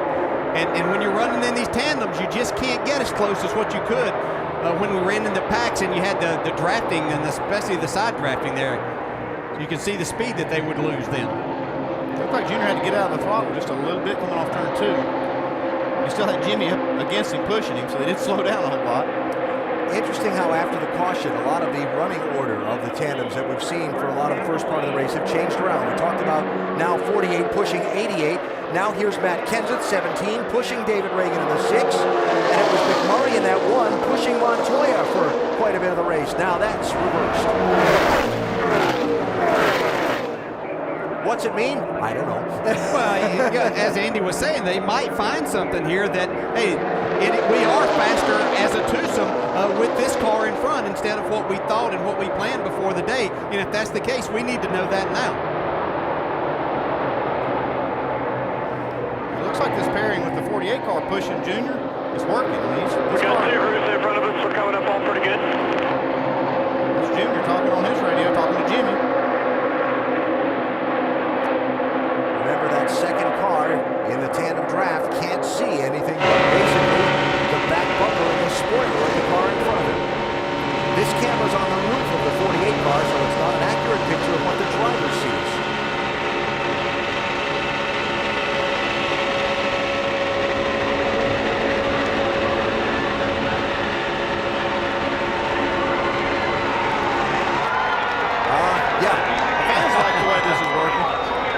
like that tandem that way a lot, Yeah. don't they? Looks like it's working though. Both clear, no run. So, you know, it might not have anything to do with the cars. It might just be the way the drivers go about being in front, keeping that rear car attached, and the driver in the back keeping his car attached to that bumper on the front. So it just might be the styles of the driver more than it is the cars, Vince. Well, and I can tell you, DJ, I know that Dale Earnhardt Jr. is happier out front. We talked about it. He likes being out front. It's been hard for him to be patient today back towards the back. And maybe the best news of all, that vibration that Jr. was feeling in the second half of that last fuel run, he's not feeling it anymore. Steve Letarte did tell him the tires look just fine. This is the first time Dale Jr.'s led in the chase so far. Well, we certainly expect him to do that when we come here. Be a part of it and be a factor. You know that it could be a little bit disheartening to him to know that he was going to have to just go out there and be the pusher all day. So this at least gets his spirits up for a while. This is the gap back to the second group of cars, if you will. Casey came to the fore, remember, was the leader. Went down pit road for the green flag stop, got trapped by the caution, got the free pass, is on the lead lap. Up front, Jamie McMurray in the one car, looking for that lead. I want to mention Joey Logano is on the track after repairs. They're showing him 3 laps down in 39th place. This is good practice to see. I mean, just that Jimmy Johnson and Dale Jr. can hold off the charge from a couple of different tandems. You know, for later in the race, can they hold the lead? Looks like right now they're going to lose it to McMurray and Montoya. And look who's coming on the outside. Yep, just as we suspected what might happen. Here's Denny Hamlin's hooked onto the back bumper of Kyle Busch. Going places in a hurry, Vince. Well, and that's certainly been looking for a partner, Denny Hamlin, and he found one with Kyle Busch. Kyle and Denny are working with Denny's spotter, Curtis Markham. We've got a crash, guys. Ryan Newman spinning off the tri-oval. Caution flag. Got some damage on the left front of that car. You see that front splitter all wrinkled up. Yeah, the whole front end's tore off of it. Looks like he may have gotten off in the trial for grass. The lower half of the front end's gone. And if he That right front run, it's all the way down. Yeah, where I was going with that. If he drives that back around the racetrack too quickly, his right front fender is going to end up looking like Joey Logano's. He's got a lot of problems anyway, though. You can see right there in the trial for grass.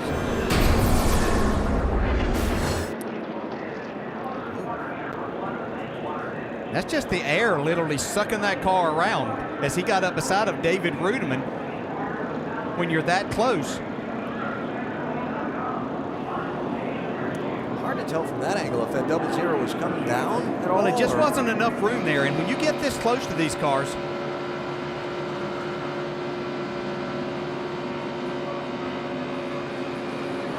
no. You can see, well, it's just that there's a lane there. That bottom lane, there's a little bit of where the pavement goes together and where the lanes were. It's a little uneven right there. And Ryan came up there with Tony pushing him, and it's just the uneasiness that you get going through the tri-oval and then another car taking the air off of it. It sent Ryan Newman spinning. From Martin Truex Jr.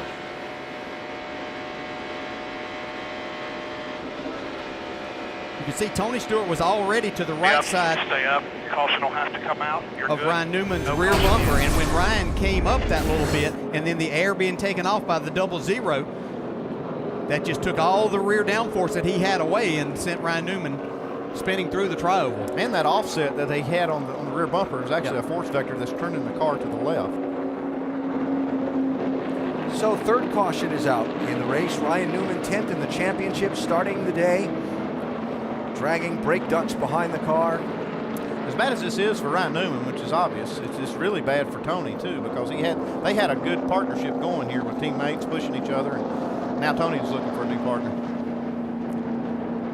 So the pit road is going to be open here, and would expect to see everybody at least top off the fuel. Jamie, what are they going to do in front of you? Well, the 31-33 were going back and forth. They decided not to come in. Actually, Cliff Boyer thought that he ran over some debris, so last minute they said, okay, let's pit. Let's check it out, make sure everything is good. The 31, Jeff Burton, his teammate, down below. They're going to change tires, top it up. Oh, and Cliff Boyer stalls it on his way out, Vince. 4 tires and chassis adjustments for both Jimmy Johnson and Dale Earnhardt Jr. Right side of the screen. They like the way their cars are handling for the most part, but they tweaked them with those chassis adjustments. Junior got a tear off as well. So a variety of strategies coming to the end of the pit road.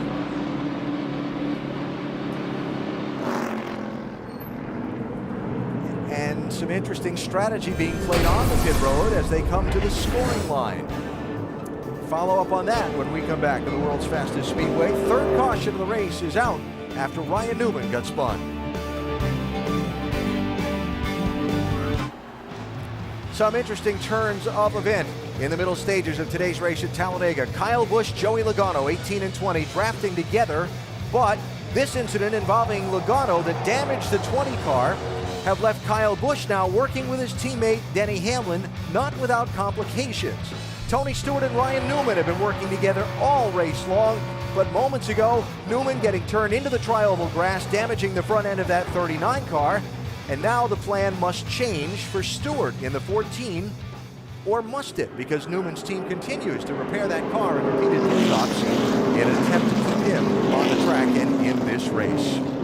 Talking about Kyle Busch trying to sort out some things with now being partnered with Denny Hamlin in the draft. Listen to this. Okay, the only thing I can think of right now, Bud, is you can go to the 11 channel, which you're already there. Keep your radio 1 on the 18, radio 2 on the 11. You can hear everything the 11 is saying, but Denny cannot hear you. But if you want, just flip to channel 2 and talk to Denny. I will stay on their radio, so I will hear everything you're saying. All right, and to better that, let's have Eddie spot, so that if Eddie spots, I can talk to Denny. Like, Denny's radio will be silent, so I can talk to him, but he won't be able to hear a spotter, so that doesn't work. Damn it. How about that? That just shows how complicated this communication process is to maintain these pairings. And the green back in the air. David Gilliland in the 34 alongside Jeff Burton in the 31 at the front of the pack.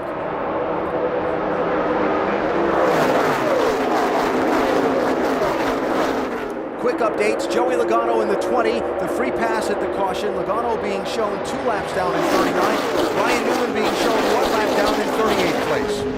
37 cars on the lead lap.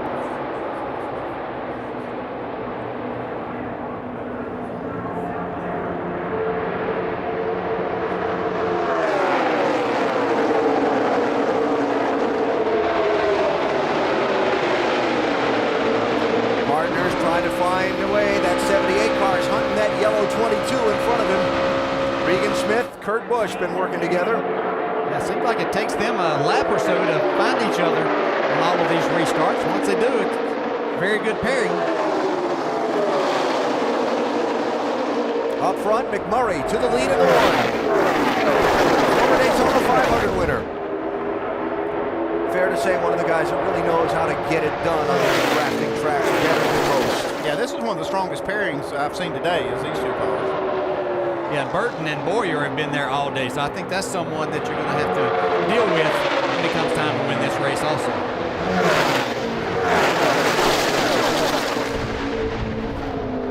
But you know, you really don't know who's got what until it comes time to show your cars. And hope it's not that wild card. Yeah, hope it's not the wild card. Yeah. 4 cars, slight breakaway, then another 4, then this.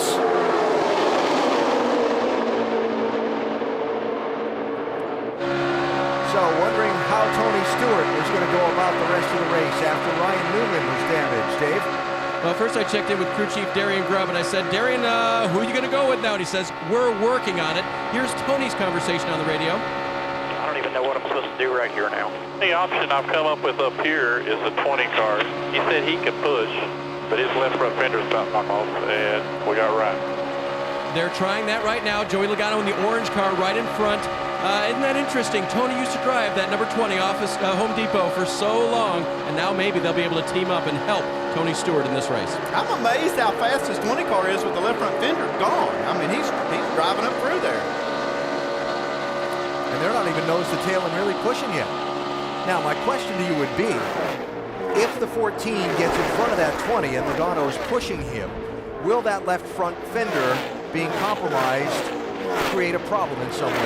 Well, by being the left front fender, if he can offset, like we've seen most of the cars run today, they're offset to the right. That would kind of shield that left side of the car, and it might work fine. The only problem is I don't know how the integrity of that front bumper, if it's still intact. Looks like it is. Comes Landon Castle and Casey Mears on the inside, making a lot of time.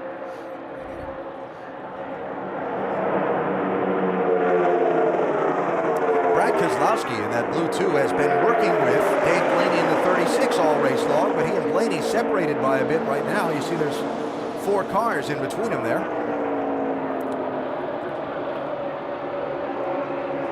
And after their brief push to the front of the pack, there are Junior and Jimmy Johnson back in 22nd and 24th for the moment. Take an inside look at what's happening in the NASCAR Sprint Cup Series, brought to you by Sprint. Jeff Gordon is the lowest starter to win a Talladega race. Started 36th in April of 2000. Well, Jamie McMurray has picked up 38 positions today. He started 39th, and he's leading now.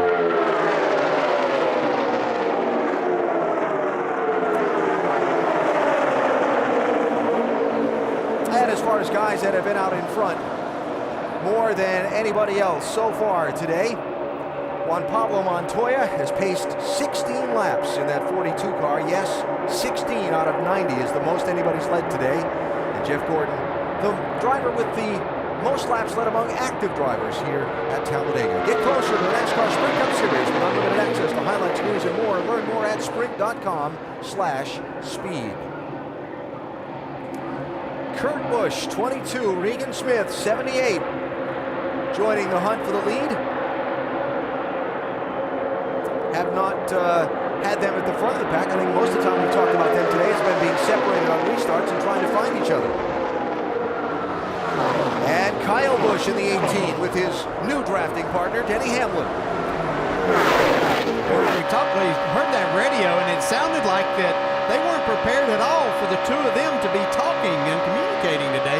Rather odd that their teammates wouldn't be set up for all of that to possibly happen if they needed it to. Especially with an odd number of cars in the stable, you'd have to think that would be a possibility. They'd be a little better prepared. And it's working, regardless, it's still working, the pairing unit.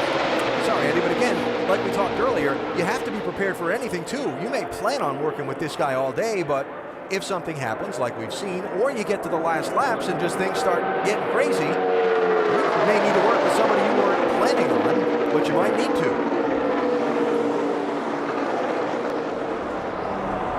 McMurray leads that lap. Bobby Labonte, 47. Michael Waltrip, 15, joining the fray.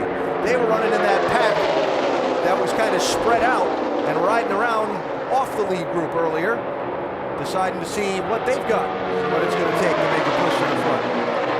Michael with one of his few starts, but loves to race here and feels like he'll be a really good partner for somebody in this tandem racing that we see now, and pushing Mr. Labonte towards the front.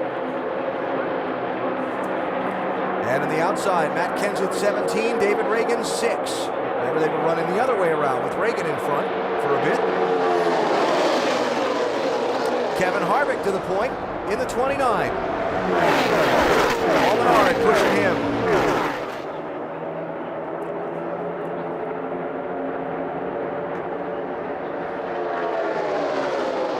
So we heard the radio a little bit ago about Kyle Busch trying to figure out how to communicate with Denny Hamlin in that 18. Tim Brewer in our Craftsman Tech Garage has a little more. Thank you, AB. When you're coming to this race, you have to be prepared to communicate with everybody, especially the crew chief. So the crew chief radio, you've got 2 different radios in the car. This switch flips radio 1 to radio 2, but that doesn't necessarily mean that you have to have the same frequencies on one that is 2. And then when you want to talk to your friends, you have to dial them up over here on this dial. But AB Communications, they might be listening to us as well. Yeah, and again, Tim, all the more important because the guy in that second car can't really see through that car he's pushing. Like Denny Hamlin can't see through Kyle Busch's back spoiler right now.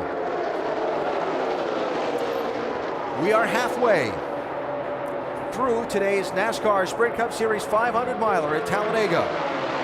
That is the race for the lead. Matt Kenseth, 17. Jamie McMurray, 1. Jeff Burton, 31. Sorting it out up front. And you can continue to watch this fight for the top spot as we go NASCAR nonstop.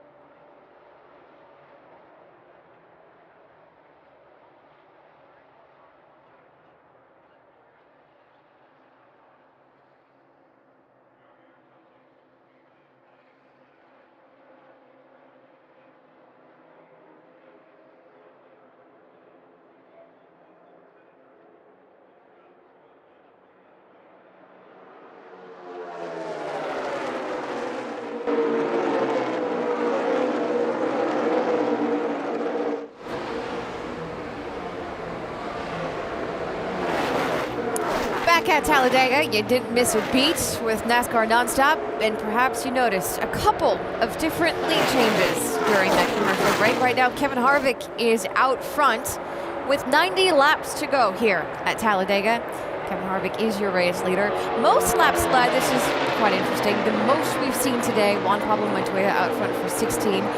How about this? 49 lead changes, just a few cautions at 3, and if it matters, because a lot will change between now and the end of this race, Kevin Harvick currently has a 13-point lead in the championship. But Rusty, that's certainly not going to stay that way in the next 90 laps. No, I've been sitting here watching every single lap, what's going on out there. One thing I've learned is I've not learned much because they've changed so many times back and forth.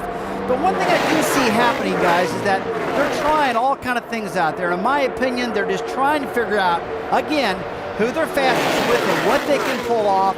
And above all, they're getting ready for that last lap, Brad, which is going to be the most important lap. I think it's going to be I think you just said it's going to be a doozy. It's going to be a doozy. It's going to be crazy. Without question. These guys all have shown a lot of patience throughout the day, minding their P's and Q's, just making laps, putting themselves in position to figure out where their car is best on the racetrack, just kind of dancing around a little bit. You're absolutely right. Last third of the race, these guys don't go racing home. We started the day with the Hendrick Motorsports cars, most of them up front right now as they run 1, 2, 3, 4. Richard Childress racing with Tony Stewart trying to push his way up to break up that party. Give Jeff Burton a nice save in that 31 car coming through the tri-oval. He had his hands full as Tony Stewart splits the middle, being pushed by the damaged car of Joey Logano to the lead. Joey Logano 2 laps down with the car destroyed on the left front. Look at that fender. And pushing him to the lead. What fender? Yeah, he's gone. Good, everyone on. Hook here, right, or we keep going? Whatever you want to do, bud. You do whatever you're comfortable with. I'll follow you. Obviously that a couple of laps ago before Logano and Stewart made the swap, and now Joey has pushed Tony to the top spot. Dave, how about that 14?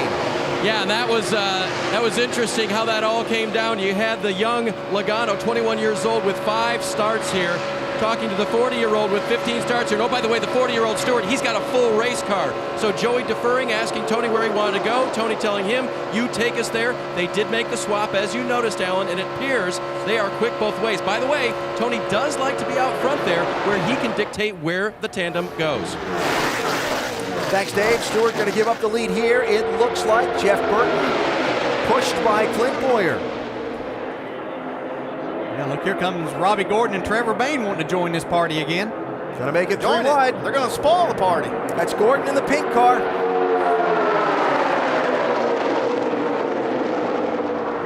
And the Red Bull guys, Casey Kane in the 4, Brian Vickers in the 83.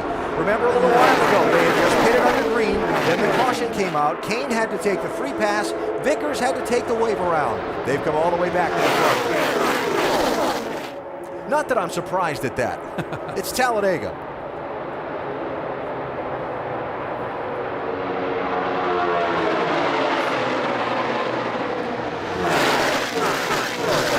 So while we watch this race up front, people having to change the plan. Talk about Stewart and Logano now working together. Remember, Kyle Busch was the one working with Logano earlier, and Denny Hamlin was kind of cut out of the herd. Now Hamlin and Kyle working together. And the president of Joe Gibbs Racing kind of watching this all unfold, Doc. Let's see if we can shed some light on what happened here. J.D. Gibbs, the 18 and 20 worked together very well with the radio. When the 20 went away, the 18 and 11 are trying to work, but it seems to be very difficult. Why the frequency issue? They actually had, the way the radios were set up, the 18 and 20 were always working with each other in practice. And when you switch, actually the 11 was working with the 39. 39 goes out, 20 has their issues. And so now everything works pretty much the same except the spotters. To hear them, you have to use one spotter, you can't hear 2. So it's a little bit different, but they kind of got worked out a little formula for it, and hopefully it takes us to the front. All right, JD, thank you very much. So one frequency working for 18 and 20, but they had 3 frequencies trying to work for the 11 and 18. A little more complicated, guys. Yeah, I think one of the things working against... Oh, no, trouble. Allmendinger turned around. Kyle Busch makes contact. More cars involved. Harvick is in it, one of the championship drivers. Lock it down there, AJ. Get it rolling here if you can. McMurray involved. Kyle Busch, Kevin Harvick. Second in the championship, starting the day. Front end damage to that 29 car. A lot of damage to Kyle Busch, too. You can see that right front looks like it's headed the wrong way, like it might have a toe-in issue. And that looked like maybe a push that the 43 of A.J. Allmendinger got through the tri-oval, which is probably the most dangerous part of this racetrack. Juan Pablo Montoya collected. Yeah, so is McMurray. This was a strong pairing right here. Get knocked out. Yeah, and it was Allmendinger being pushed by his teammate, Marcos Ambrose, in the 9. I agree with you, DJ. That looked like that's where that started. Yeah, and the cars get light there already. Tires are straight. You're getting a push, and that's what creates these situations in the tri-oval, because the tri-oval may look rather subtle, but it's a pretty good turn inside the race car. Watch the top there, the outside, 43 and 9. Yeah, it was just a big run that they had. They were going extremely fast, but it's just literally the rear wheels start getting picked up, and then that turns you down the racetrack and into the other cars. It goes back to the thing that the guy behind cannot see. And so Allmendinger was looked like he tried to check up a little bit because there wasn't quite enough room on the outside. And Ambrose just couldn't see that. Yeah, he right there. Yeah, he was probably having to check up just a little bit to keep from running over Joey Logano and Tony Stewart right in front of him. But Marcus Ambrose having no idea, and it just takes a split second of cracking the throttle.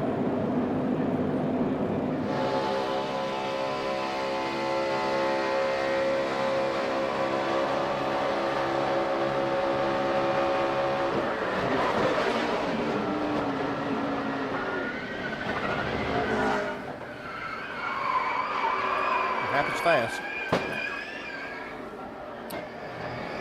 So Kyle Busch, 4th in the championship. Kevin Harvick, 2nd in the championship starting today. And watch Matt Kenseth in that 17 slide through. Just barely.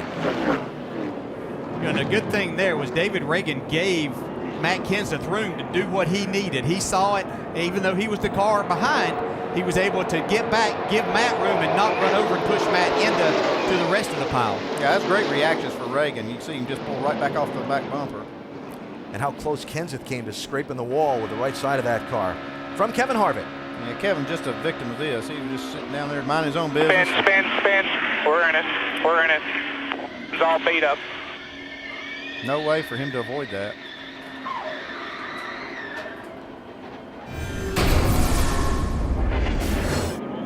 Kyle Busch getting repairs done. 42 let off the brake and rolled the whole apron to come find me and hit me right in the right rear. There's no way this thing's going to track straight.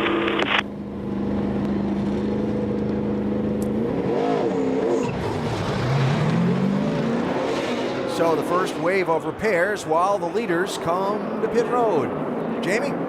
And Jeff Burton shown as the leader right now. He said, when we pit, we're going to take fuel. See him jack him up on the right side. They're going to put right side tires here. You see him setting up on the left side. 4 tires for Jeff Burton. Vince? Brian Vickers' 28th birthday tomorrow, having a run worth celebrating today. 4 tires, no changes, just Sunoco fuel for the 83. Doc? Casey Kane, 4 tires, trying to get his first restrictor plate win ever. 3 pit stops, previous stop to fix a right rear fender. He's away. Dave. Brad Keselowski is in for a 4-tire stop. Got too close to the wall last time, so he couldn't make the turn out. That's why he took so long. He's a little better position this time. Now pack it full of Sunoco fuel after that 4-tire change. So the leaders head back out onto the racetrack with a full load of fuel and some fresh tires, while some of those involved in this incident, particularly drawing our attention, principals in the championship like Kevin Harvick and Kyle Busch have some work to be done on their cars. Yeah, you can see the rear in-house is knocked over to the left side of the 18 car. They're going to have to work on that. And Alan, you asked at the beginning of this show why we called it a wild card race. That's it. And you could say some were dealt a bad hand there? I would say so. Or at least I would. Kevin Harvick, so steady through the first 5 races of the championship. So happy to get through them intact, but he's not intact here at Talladega today.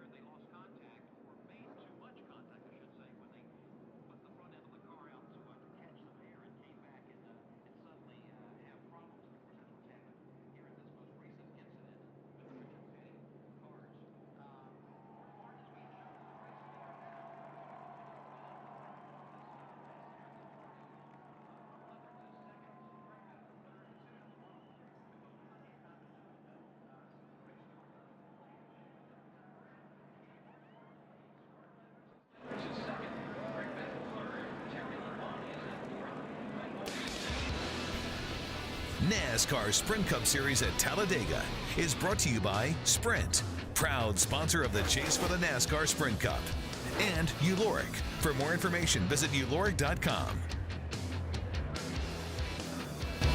Well, an interesting twist in the 6th race in the Chase for the NASCAR Sprint Cup. Today's wild card race at Talladega Superspeedway. Kyle Busch now back in the garage area. His second place run at Charlotte. Today contending up front when caught up in an accident just shy of the 300-mile mark. Kevin Harvick also continuing to get repairs on his car. And more pit stops. And this is not the first pit stops for these guys under this caution, Dave. Well, I don't know. I thought it was for the 99 and the 16. They've been staying out, Alan, and waiting until A, pit road is a little bit clearer, although it's pretty congested now, and B, till some of the debris is cleaned up from the accident so they don't run through it with their new tires. So Carl will go out slowly, wait for his drafting partner, Greg Biffle, and they'll continue the trek that they've been on, which has been to hang out in the middle and near the back, not lose the front part of the pack, and just keep practicing what they need to do at the end of this race, which is be able to charge to the front together. Yeah, that's smart. You know, they're just running at the back anyway.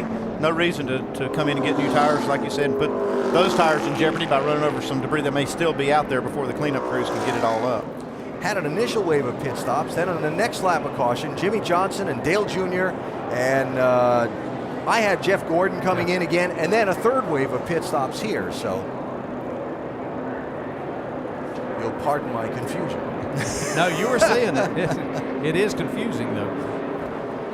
A.J. Allmendinger involved in starting this crash a moment ago when he got turned sideways by his teammate Marcos Ambrose coming through the tri-oval.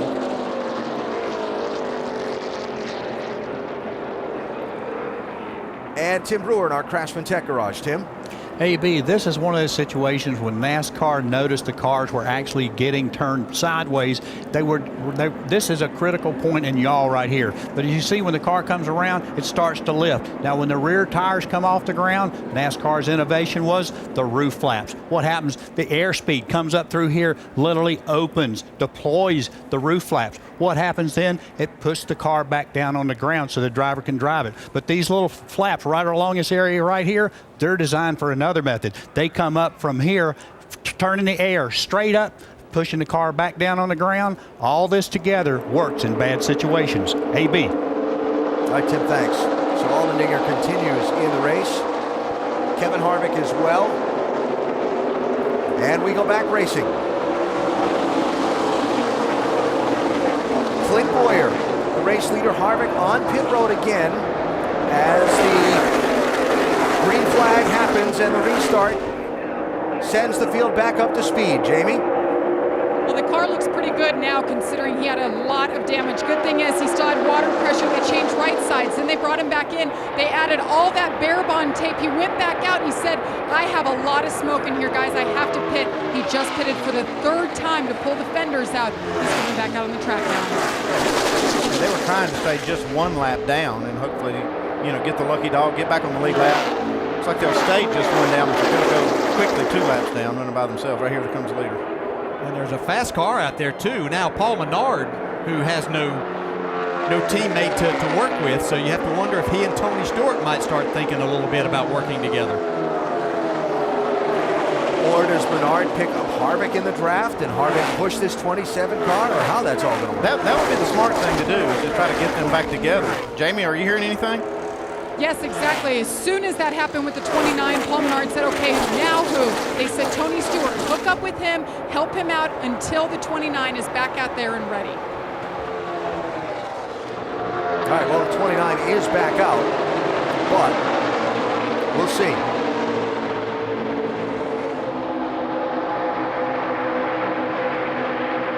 And Menard hanging back for now without a drafting partner at the moment,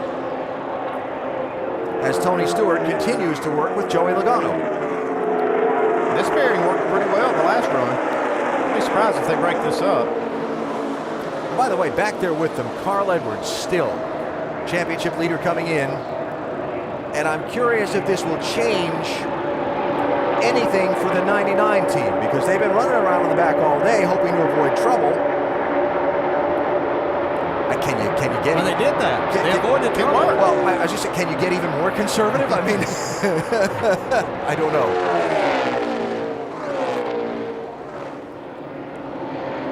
As they run, but still an awful long way to go in this race. The standings tend to take a big shuffle today, and we've still got a lot of racing left to play.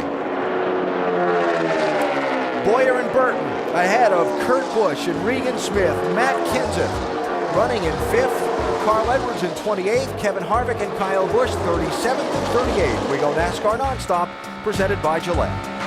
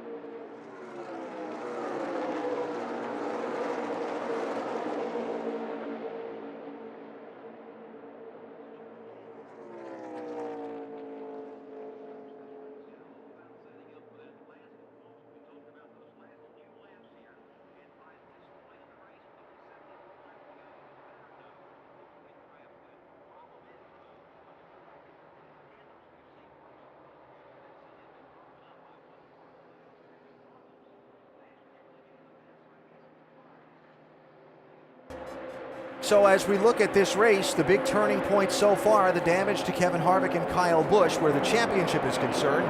And the other story, great racing for the lead and a real inability to predict who's going to win this thing. I'll give you an example. Haven't talked about Dave Blaney and Brad Keselowski much all day in that 36-2, but here they come roaring through the lead group. Yeah, just for the first half of the race, kind of hung out and just kind of let this thing wind down a little bit. Now they want to show what kind of muscle they have. And while this is going on, Kyle Busch comes back out of the garage, returns to the race in that 18 car, 11 laps down in 38th place. You know, we've talked about this being kind of like a prom and a dance, and I just happened to see Denny Hamlin there. Does he feel like he has 2 left feet and can't dance? I mean, every time he's had no partners, and then when he gets them, they crash or something happens. So kind of the man left out all night here, or all day. Matt Kenseth out in front of that 17 car. Led the second most laps today. And they just tried to pass us. All they had was 2 cars. They couldn't do it unless you get 4 cars up there. They just can't. They just pull out. They can't do anything. That's David Reagan talking there, he and Matt. Yeah, they have a good, strong pair. But, you know, one thing that's happening here is it's too early in this race to know who really has what. I think when you see these, you know, the race start closing to the finish, you're going to see people at the front that we haven't seen all day long, and you're going to see who has the best car. So just because they can hold off some cars now doesn't mean they'll hold off some later. Yeah, because as we talked earlier, they're not going to be as offset trying to get air to that radiator and keep them cooler. They're going to be tucked in as tight as they possibly can and pushing as much as they possibly can to make as much speed. You know, you talk about seeing guys in the front we haven't seen all day long. I am extremely intrigued right now by Carl Edwards. Championship leader coming into this race. He's run at the back of the pack all race long. Kevin Harvick with trouble, but Matt Kenseth, one of his rivals for the title, up there leading a lot of laps in this race.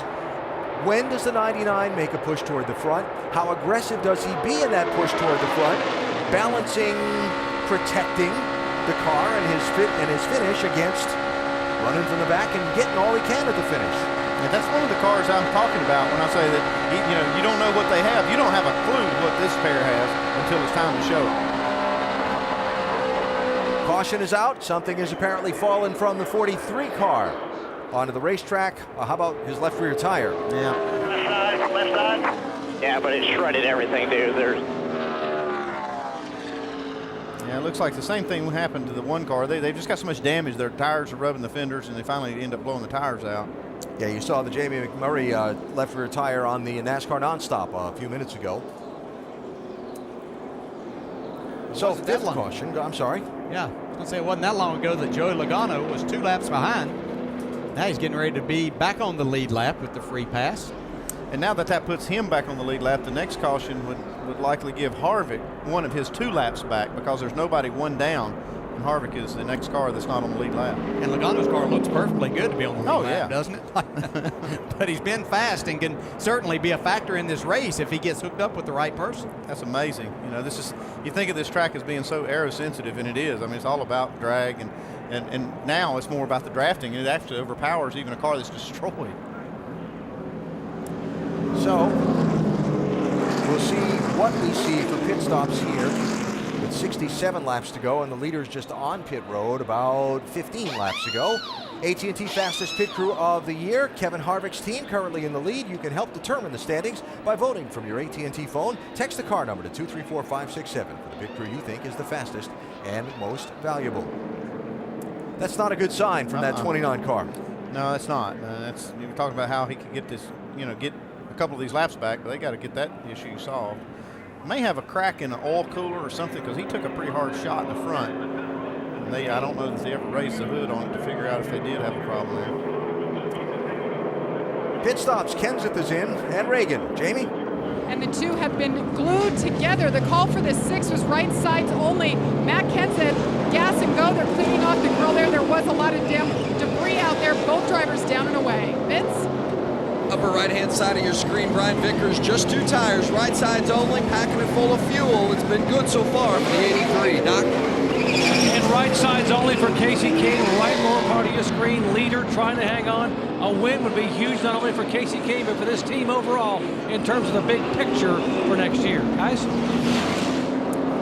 Race off the pit lane. Clint Boyer going to be first out.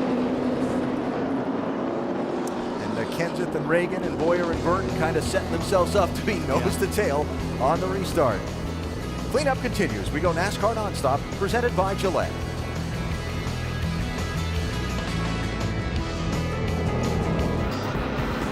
We were talking a few minutes ago about Carl Edwards and wondering if the plan would change any. Well, he and Greg Biffle are talking about it. So it's looking up for you. Yeah, tempo, we just gotta get to the end. I think we're doing a really good job. I think we're being smart. I don't know your whole program, but you know our plan might change a little bit depending on the points. You know, keep you out of trouble and get a top 10 or something. Might be a little smarter just to be easy to go for the top 10 now that you got real problems with the other guys. I don't know. What I'd like to do is I'd like to just stick to our same plan, be there at the end, and I think we can still win this thing. Well, now we know what they're thinking from behind the wheel. And that staggered pit stop schedule continues, Don. Yeah, Jeff Gordon's laid out to be able to lead a lap and get that bonus point for leading a lap here today. Also, just leaving with 4 tires, and basically their fuel window will open in about 20 laps. They'll make their final stop. Anything from 142 on, they can make it on fuel, guys. All right, Doc, thanks. So let's follow up on that Carl Edwards, Greg Biffle conversation and react to what you heard there. Well, I think they're thinking somewhat alike, but I think Biffle's a little more conservative, thinking that, hey, take this day and get out of here, keep yourself right in the points. And Carl Edwards is still thinking, hey, we can win this race. There's fewer of them that we have to beat now that they've had some problems. I think they're just going to be conservative till they get to the end and then make that run to the front. Understanding the way Carl Edwards has approached his racing over the years, I'm not surprised he's thinking we can win this thing. Even though they're in protect mode. That's how he got in this position. Just a matter, like yes, that. and not going there too soon. I like the Biffle style that, hey, if we come up a couple of spots short, that would be okay. But let's not get there too soon, get ourselves in trouble, and be heading backwards on that last lap. More on the 99 from Dave. And just so you know, Crew Chief Bob Osborne is in agreement with Carl's ideas. In Bob's words, there's no finishing 15th here. We have come to win. I like it. That's what got him the point lead. That's why he's in contention to win the championship. No reason to change that now. I mean, I do agree with the strategy, not to go too soon and try to get in, get up front before you need to.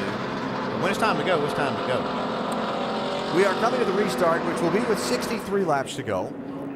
Extensive work, as you saw in NASCAR Nonstop, done on Kevin Harvick's car under this caution. That's Harvick lagging back there on the apron. Hearing from pit road that 29 may be coming for a spell behind the wall if they can't get this smoke to stop to NASCAR's acceptance. 63 to go.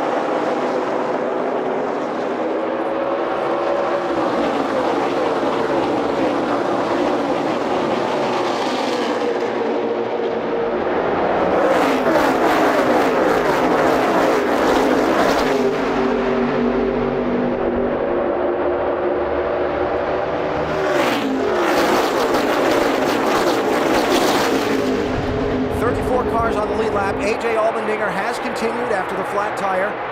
He is being shown 2 laps down in 35th. And up front, Clint Boyer and Jeff Burton get the fast break and get away from Kenseth and David Reagan. And look at Robbie Gordon paired up with Trevor Bayne in the 7 and 21. They're not going away. They've been at the front of this field a lot today. And still sorting it out from the restart in this group. Restart that 29 car is still smoking a lot. Side that run a little bit. No, not really.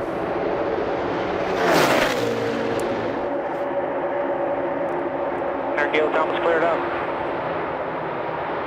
NASCAR on its race control channel is telling the 29 team they need to fix the smoke coming from that car.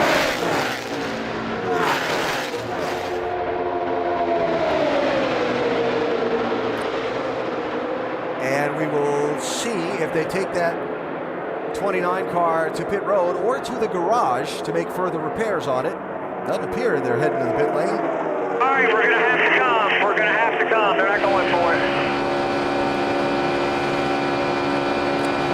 That black flag with the white cross means that lap was not being scored for Kevin Harvick in the 29 car. NASCAR wants him to go fix it.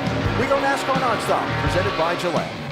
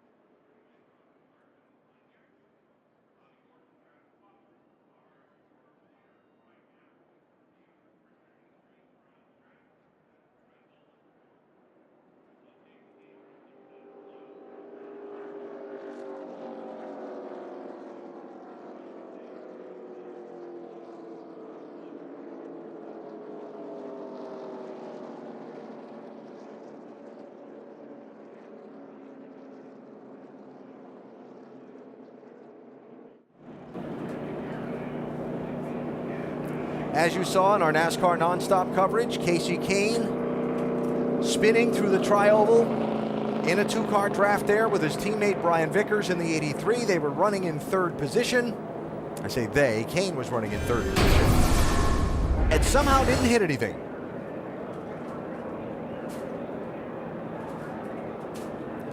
You can see Casey started to the outside like they were going to try to make a pass for the lead from Robbie Gordon and Trevor Bayne. And Brian Vickers got just to the right side of Casey's rear bumper through that tri-oval where you still have a little bit of wheel in it. Sent him spinning. Luckily, didn't hit a thing. See Matt Kenseth and Reagan again doing a good job. See Reagan immediately getting on the brakes and getting off the rear bumper. Matt has been around a couple of things today, and David Reagan has really helped him out. Yeah, watch Reagan right here. He gets off the rear bumper real quick, enough that Matt can slow down. Wow.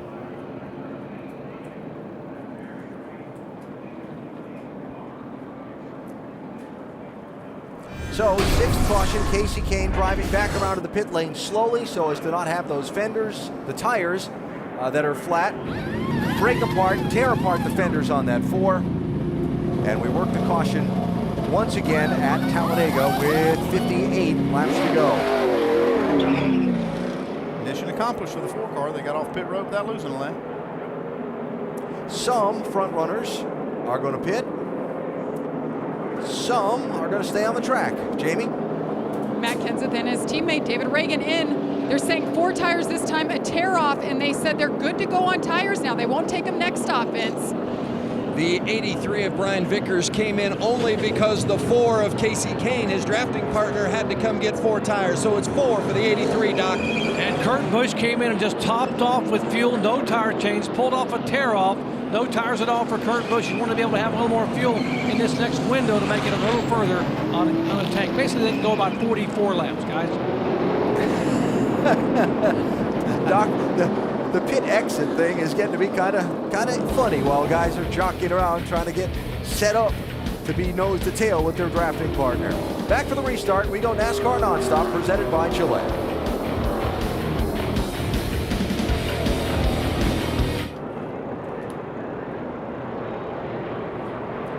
Half a lap for the restart. In our NASCAR Nonstop coverage today from Talladega, you saw Kevin Harvick's team working on this 29 car, an army of Richard Childress Racing people there, Jamie. That's right. This could be the defining moment in the championship hunt. You see how many different people, I've never seen this many people in the garage trying to get him up to speed. Kevin Harvick had the car on. He turned it off. What it was is a broken oil cooler. They added oil inside the car. They're fixing the damage on the front end of that car. And you see the driver just sitting there. A lot of dejected faces down here. Alan. All right, Jamie, thanks. Now the question is, any damage to the engine? Probably not. No, they've kept oil in it. I think that's fine. They just got to fix the leak. I've never seen this many people working on a race car in my life either. Look at that. That's a good coordinated effort going on. Remember, Kevin Harvick started 5 points or 5 positions on the racetrack behind Carl Edwards for the championship today. Right now, with Edwards running around the back of the pack, the damage doesn't appear to be significant. But if Carl makes any kind of a charge in the last laps of this race, that gap could get to be significant, leaving Talladega today. Robbie Gordon, Trevor Bayne, sharing the front row for this restart. Remember, they've been drafting teammates, as have been the guys in the second row, Clint Boyer and Jeff Burton. Watch the guys on that outside left of the screen. 56 and 00, Michael Waltrip Racing teammates, Martin Truex Jr. and David Luderman. Yeah, the 13 and 51 are lined up together, too. They could make a run for the lead here.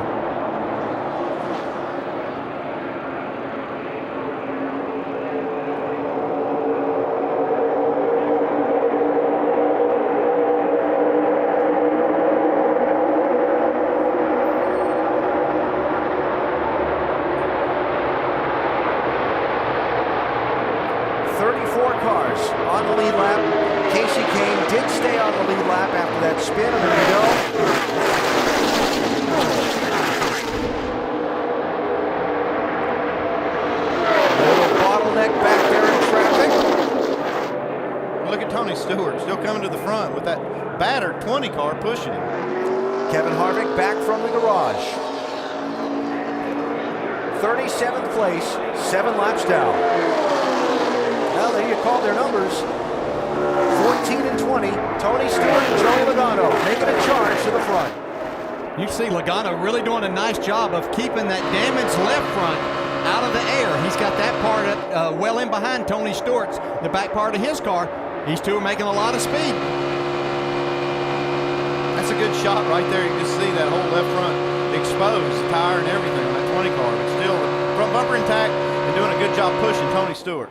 Weren't with us earlier, that 7 and 21 got separated in the draft. They went to make a move to pit road right in front of Kyle Busch and Joey Logano, who were drafting together. Logano spun at the time. That's what shredded that left front fender when he tried to drive back around to pit road with a flat tire. He went 3 laps down. He's gotten 3 successive free passes. Joey Logano's on the lead lap. That's position he's in right now in that 20 car. That's incredible. Robbie Gordon has done a great job with Trevor Bayne there and driving around this racetrack today, leading the race as they are right here. I don't think this twosome would work nearly as well if these two were reversed, so it might be Trevor Bayne's day to push Robbie Gordon as far forward and maybe to victory lane before this is over. And resetting the story of the 7 and 21. At one point in this race, they got separated in the draft. Trevor Bayne was shaken out of the draft and fell some 12 seconds behind. Robbie Gordon abandoned Denny Hamlin, who had kind of picked up on him, and went back to 38th spot to pick up Trevor Bayne in the draft and brought him all the way back to the lead. A little move right there by Tony Stewart to get over on the quarter panel of the 21, separated those cars. You can see how quickly they're losing speed.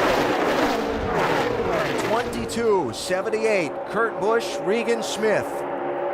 Haven't seen them at the front today. Talked about this a little while ago. We've seen a lot of them having trouble finding each other on restarts, but now they're pushing, and they're racing for third spot. And just behind them is the 13 and the 51 of Casey Mears, Landon Castle, making their presence felt again. Can an underdog win? The white cars there. Travis Kvapil, 38. David Gilliland, 34. They could factor into the finish of this one. Look at Ryan Newman's car, which was torn up in an accident earlier, being pushed by Denny Hamlin right now. He's 16 laps down, but car's still fast. And Denny Hamlin is on the lead lap in ninth, and he was out of the draft earlier, the odd man out in an odd-numbered field that's paired up by twos. Got a lap down, got a free pass, came back around, found a drafting partner.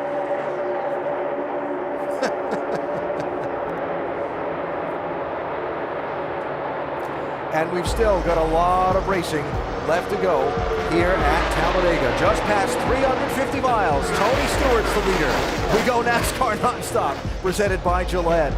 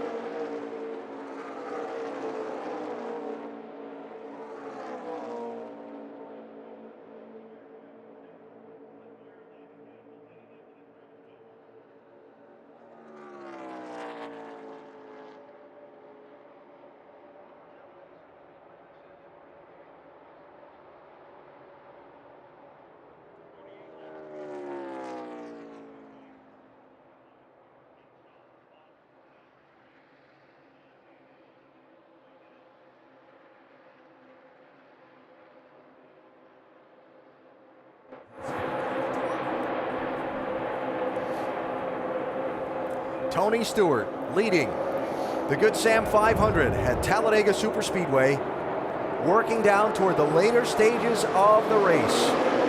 Robbie Gordon, would you say that Trevor Bayne has beaten the back bumper off that 7 car in this push draft today? He about used it up. Well, I'm going to tell you why. I'm going to go ahead and say this. This was one of my ideas to separate these cars some, was to take the back bumpers off of them, and then maybe they wouldn't push as hard or have the opportunity. We're going to see here what they would do with that.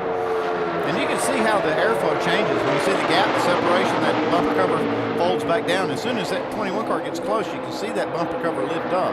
I don't think you can get up there and push on the chassis as good and know exactly what you're pushing against and have that reference.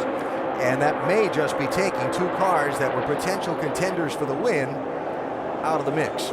Yeah, just something like that could definitely hurt them enough. Understanding that the 7 went all the way back to 38th place earlier and picked up that 21 in the gap. If you're Trevor Bayne, if you're the Wood Brothers, do you look at that and say, okay, got to go find something else? Well, if they get a caution, they can get in there and secure that bumper and get back in business.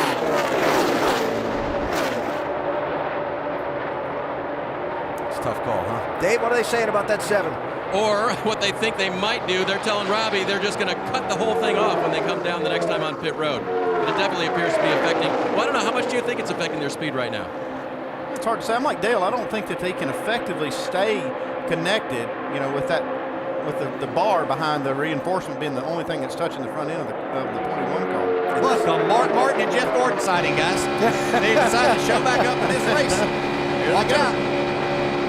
Well, before you get too excited, they're 18th and 19th. Well, they haven't even been in part of the camera.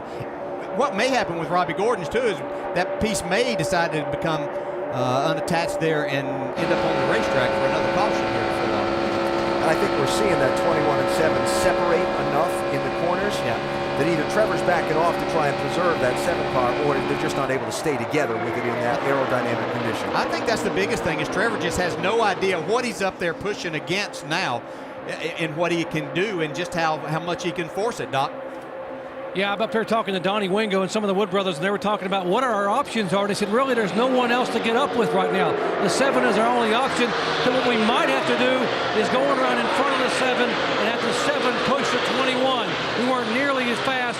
That might be the only thing we have left here right now. They're just going to try to hang on and maybe let Trevor get in front of Robbie Gordon here very soon. Yeah, that's exactly right, Doug. That's what Andy and I were up here. I think that's their only option right now, to keep this pair together and just see what they can do with Robbie Gordon pushing Trevor Bayne in that 21.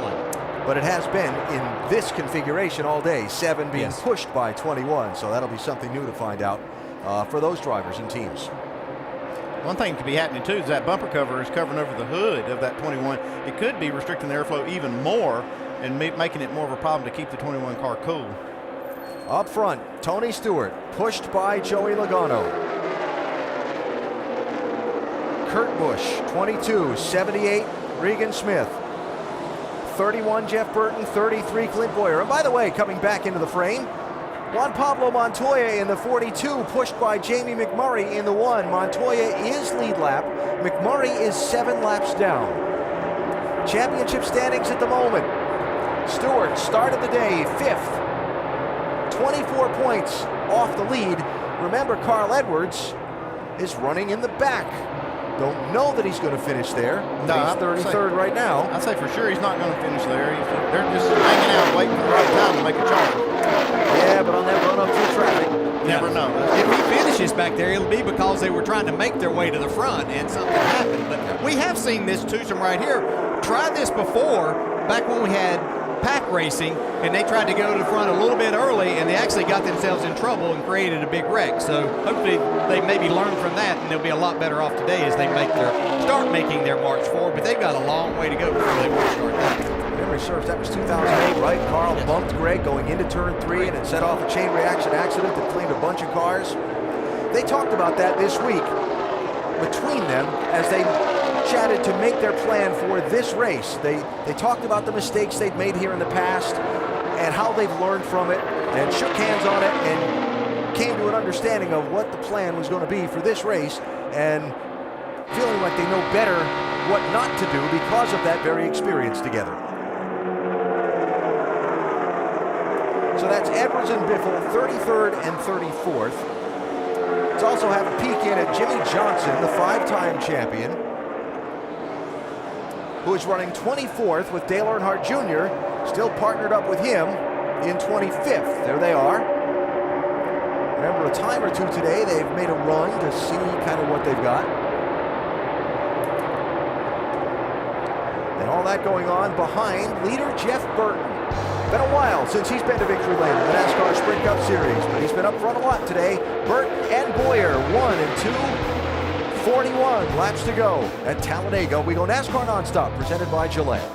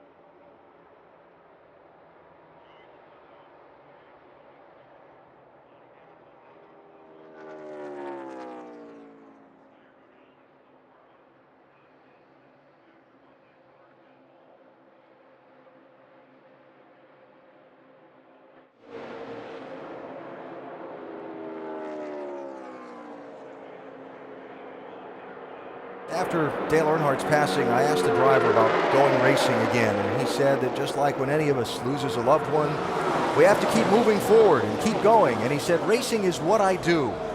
And so it is today that while paying tribute on their cars and their helmets to the fallen Indy 500 champ, NASCAR drivers race on at Talladega. And they race on into the final laps of today's race with Tony Stewart out in front. This massive pack of cars all contesting the win. 34 on the lead lap as we draw into the final laps of this race. As to who's going to win, it's anybody's guess. It's been that kind of race. 63 lead changes, 23 different drivers out in front. And some of those you might consider to be strong favorites at any race we go to, like, for example, Carl Edwards or Jimmy Johnson or Jeff Gordon, we don't believe have shown their hand at all so far today. And is that the 4 car that brought that caution out running forward? You mean that one that spun through this very part of the track a little while ago? Yep, but you'll notice that he's in the pushing position right now. He had enough of that getting pushed too hard. Ryan Vickers in third in the 83. Casey Caton in fourth in the 4.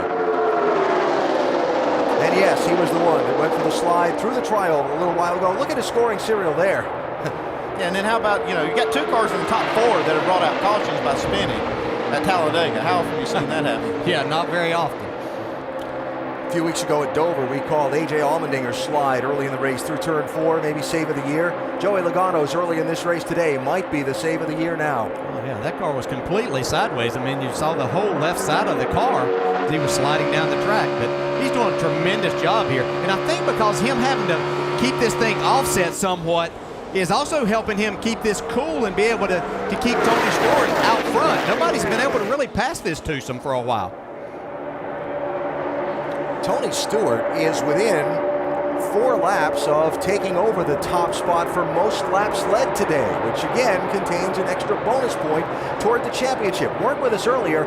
Tony was pushing his teammate Ryan Newman. Twice they tried to orchestrate it so that Stewart could lead a lap for a bonus point at the line. Twice it didn't work. Newman got there about 6 inches ahead of him. Third time was the charm. Stewart finally led, and now he's been out in front for the last few laps of this race. How about Travis Kvapil and David Gilliland working together here? Incredible. David Gilliland's got the best finishing average of any driver in these restrictor plate races this year, and that's a pretty incredible stat. Front Row Motorsports, one of the underdog teams of the NASCAR Sprint Cup Series. Gilliland, one of those guys that just always seems to be around the front in these restrictor plate drafting races at Daytona and Talladega. Yeah, and he has a real knack for being able to keep his front bumper attached to the rear bumper. And I think that a lot of drivers are very comfortable with David being in that position, and they know not only can they trust him, but they're going to get a lot of speed out of it also. So the race for the lead.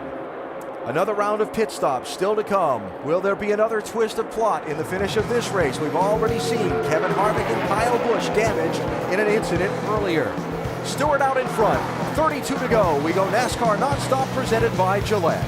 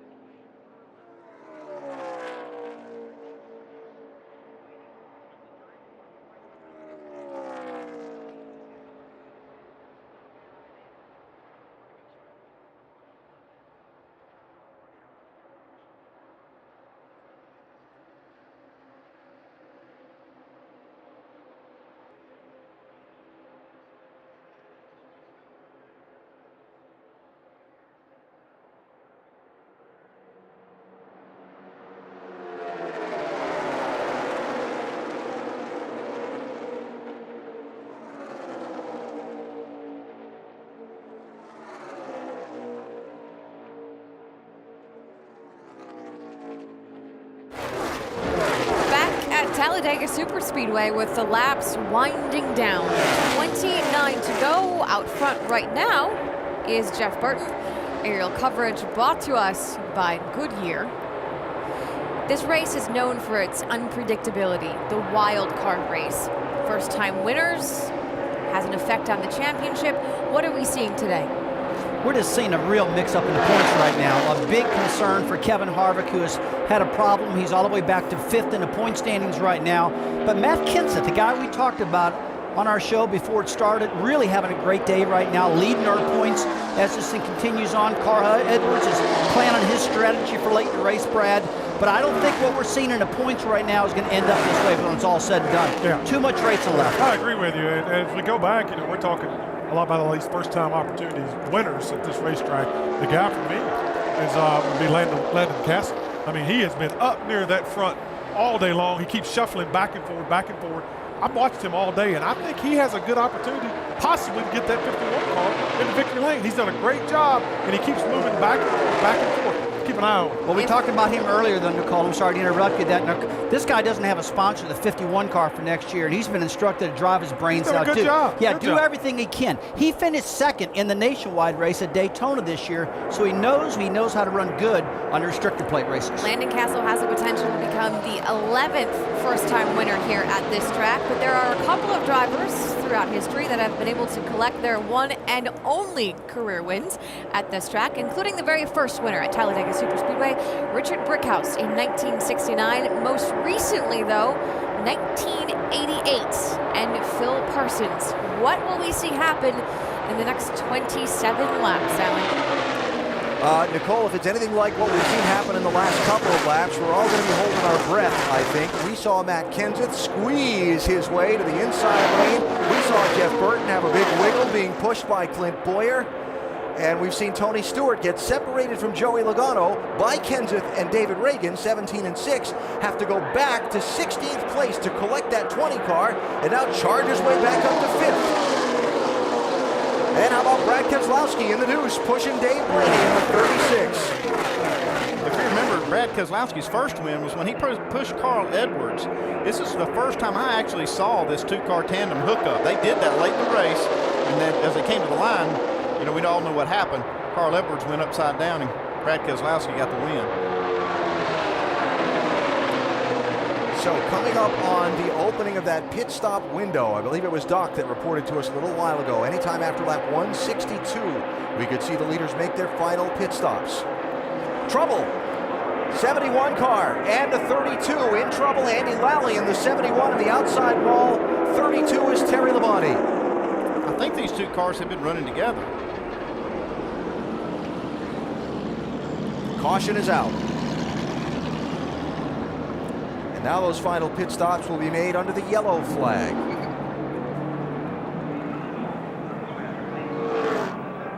They were running 31st and 32nd, Lally and Labonte on the lead lap. See the winner net down on the 71 car. Drivers signal to the safety officials and to NASCAR that he's okay.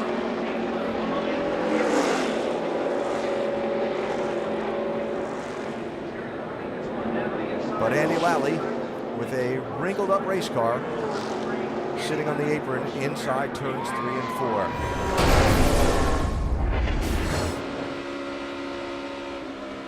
Oh, that's Jimmy Johnson.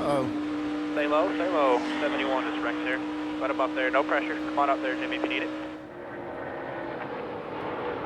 Just behind Carl Edwards and Greg Biffle, and that's a hit on the right front of that 48 car.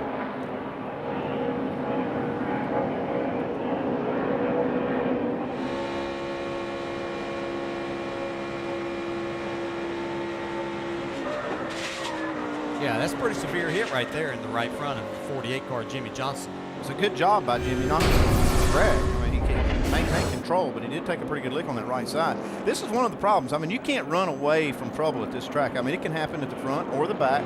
These guys were running at the back trying to stay out of trouble, and it found them.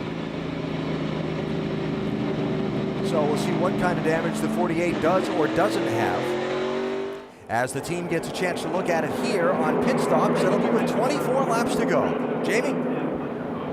And you see them all coming in. First up, It is Matt Kenseth. Last pit stop, they said no tires the rest of the way. They clean the grill, pull a tear off, fill it up with fuel. The 31 of Jeff Burton, bottom left-hand side, right side tires only. He and his teammate, the 33, been running up at the front, Vince. That 20 of Joey Logano, upper right-hand portion of your screen, heavy damage to the left front fender. Says he can't lead because of that aero damage, and is not able to push well either. Dave? He's been helping Tony Stewart, but word is that they may not get the help as it's a real traffic jam getting out of here toward the end of the race. Stewart may need to find a new partner. Vince, what's up with the 48? The 48 of Jimmy Johnson, they addressed some of that damage there on the right front. Does not look severe at all. They made the change, the tire change, gave it a little extra time on the right front. Full of fuel for Chad Knaus, and off the 48 goes. Chad will get the update from the crew members that were addressing that right front to see if there's anything else that needs to be done. It looks fine right there. It looks like there's hardly any, if any, damage. Yeah, it looks like it might have got more on the tire itself than it did the actual body. Maybe the golden horseshoe's back? Maybe. Well, as long as it didn't affect the steering any at all, and I'm sure that Jimmy would have told him if his steering wheel was off any at all and it had done anything there. I kind of wonder, though, we heard Dave talking about how the 20 car was not going to help Tony Stewart. I kind of wonder how that's going to work out here. Only 24 laps to go. But first, why would the 20 not continue helping Tony? And then who's going to help him if he doesn't? Unless there's some Joe Gibbs Racing team needs that might override. Working on that back panel on the 7 car for Robbie Gordon. When they get that repaired, they could become a factor again, he and Trevor Bayne. Without question. Remember, they went as far back as 38th and 39th and ran all the way up to the lead, did Gordon and Bayne. Carl Edwards, Greg Biffle on that alternate pit schedule that we've come to expect these last few Talladega races, not pitting with all the lead lap cars, instead coming in a lap later when pit road is in theory less crowded. Although the Biff stayed out there.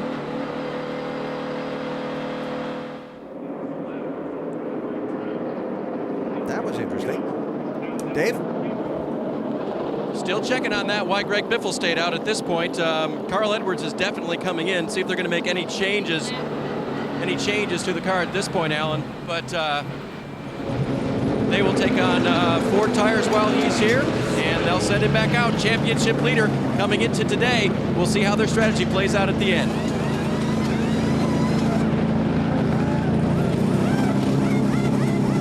All right, so Carl Edwards will restart at the back of the lead lap cars.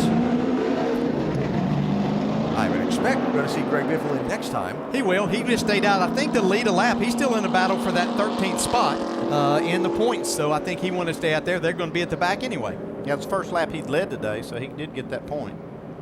Jamie McMurray, free pass under this caution. That'll leave McMurray 6 laps down after some troubles earlier in the race.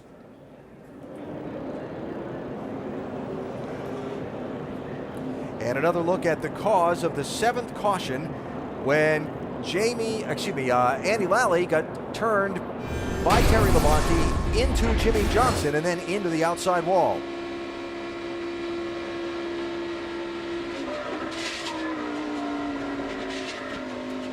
That's a nice save. Exceptional.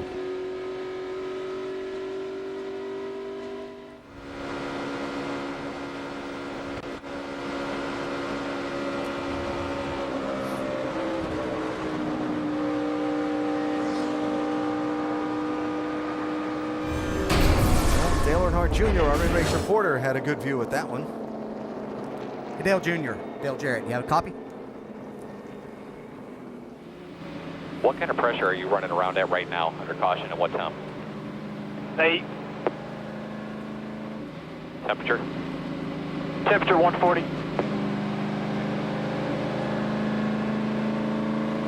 Hey, Junior, Dale Jarrett, you have a copy? Yes, sir. Well, I'm sure that trying to play it safe all day, that was a little too close for comfort, huh? Yeah, that's the way it goes, though, but we've just kind of been hanging out. When we feel like racing, we race a little bit. Otherwise, just sort of watch everybody else race. So far, everything's been working pretty good. About time to go to do all the serious work and all the heavy lifting, so we'll see how it works out. You confident that the two of you can take this thing to the front now after hanging out there all day? We got as good a chance as any car on the track as far as talent goes, but we got a little bit better race car than most of these guys, so maybe that'll help us out. Who's going to be the pusher here? I don't know who the pusher is. We'll just have to find out. All right, man. Good luck. Thank you. We'll see how they sort that one out, because they're going to be side by side on this restart. Greg Biffle has pitted and rejoined the tail end of the field. So it is going to be Clint Boyer in the lead, Matt Kenseth to his outside, David Reagan inside of row number 2 as Casey Kane leaves pit row.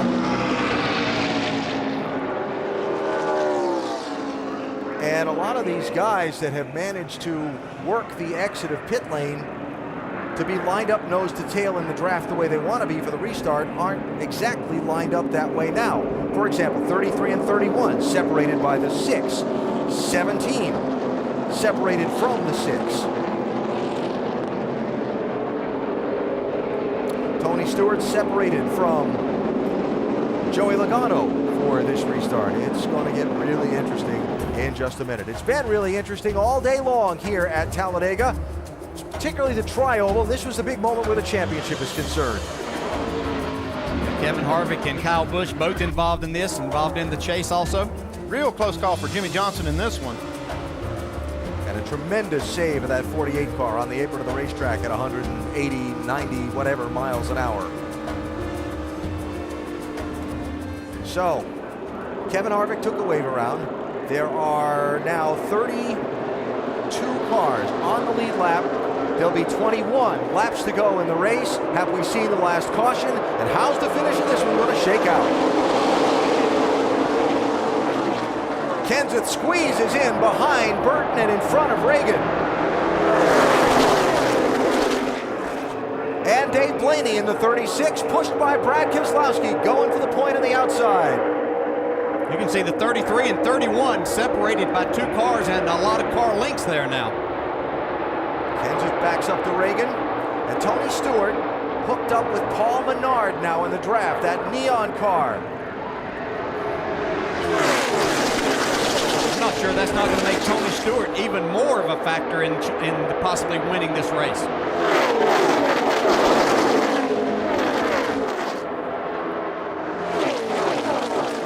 And still hanging out at the back, Carl Edwards and his drafting partner, Greg Biffle. Dave Blaney and Tom Baldwin Racing to the point at Talladega. Yeah, that's nice to see for Tom Baldwin Racing and Dave Blaney. They work hard each and every week just to get these cars to the track and bring a good product there. Good race driver, good owner, and nice to see good things happening. Now you see Denny Hamlin and Joey Logano getting together. And Dale Jr. and Jimmy Johnson looking like they might be trying to push through to the front right now. Well, it's 20 to go, Dale. I know you've done this from the back before. What do you think is the right time to start your charge from the back, either Edwards or maybe even Johnson? Yeah, way too early yet. You know, we saw Trevor Bayne and Robbie Gordon come from 12 seconds back in less than 10 laps to get themselves to the front. So I think there's still plenty of time here. So you're saying about 10 laps to go when you want to make it so? Yes. Tony Stewart to the lead. Remember, it was in this race a year ago that with 16 laps to go, Jeff Gordon was 21st, Jimmy Johnson was 22nd. Chad Knaus came on the radio, said go. They went, but as soon as they got to the front, the 24 had a problem, left the 48 without a drafting partner, and Jimmy was kind of fending for himself for the rest of that race without as much success as they had together all race. All day long for that. I'm not sure that we've seen all that Martin Truex and David Rudiman have today, too. They've been up there a lot. We've seen speed out of these two. Do they have even more here as we get to the end of this race? A chess match.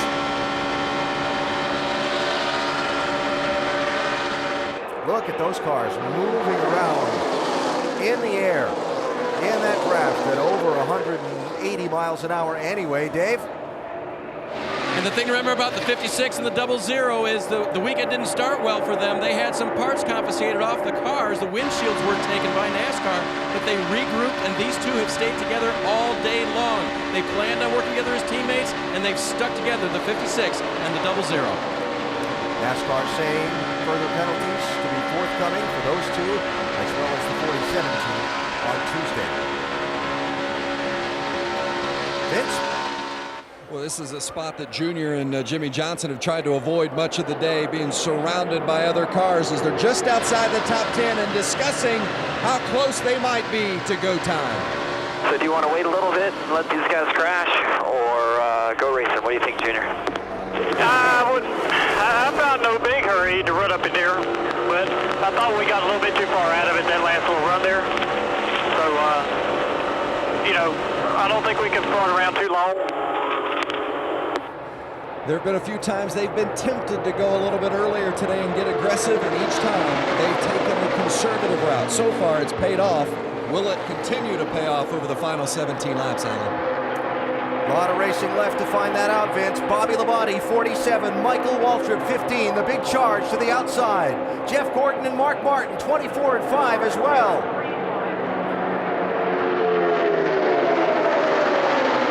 Might be looking good as Marcus Ambrose now has Trevor Bayne pushing him. We'll have to keep an eye on that, Twosome. A little bottled up there. Labonte and Waltrip got separated. Everybody gets through okay. We can just feel the intensity picking up now with less than 20 laps to go. Catching up. Matt Kenseth looking to the outside. He and Tony Stewart along with Clint Boyer have been people who've been out in front most in this race. Jeff Burton, Montoya, they've been up there as well. Look at that save by Dave Blaney in that 36. It's more than a save. Look at him still going to the front. Never let off the throttle. Wow. A lot of racing left to go. The story of this one yet to be told. 15 laps to the checkered flag in Talladega. Continue to watch the action as we go NASCAR Nonstop, presented by Gillette.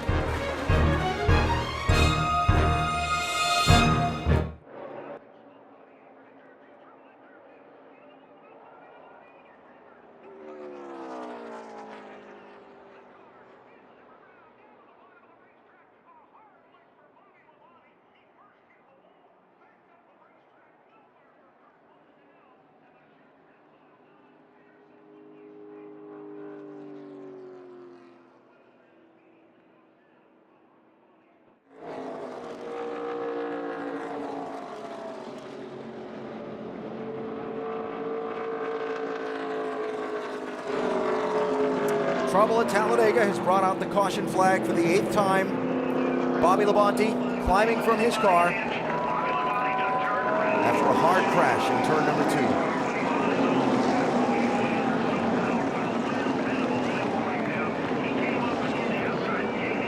Labonte turned out of that big pack that was drafting all the way up into the outside wall and then collecting Kurt Busch on his way back down across the racetrack.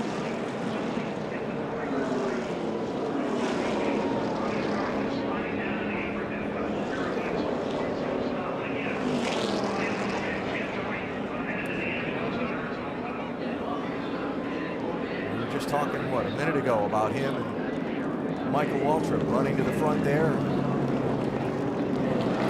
The intensity level was coming up. These guys were trying to position themselves for these last few laps. And pushing and shoving, it starts to take its toll, especially in the corners. These cars have to be connected all the way around the track to make that speed. Kurt Busch started the race 7th in the championship. Only 27 points, 27 positions off the lead. He's headed to the garage in the closing laps of this one. And that's an awful lot of damage to the front end of that 22 car.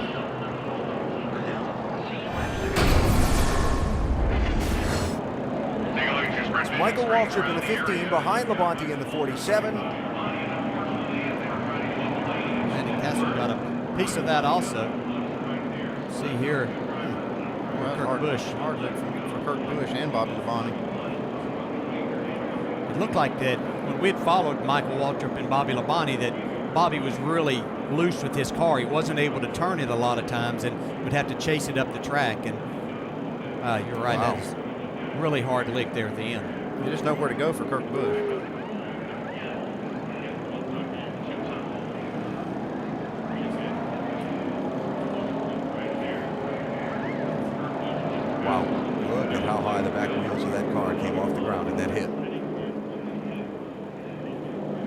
Just an indicator of how hard that collision was.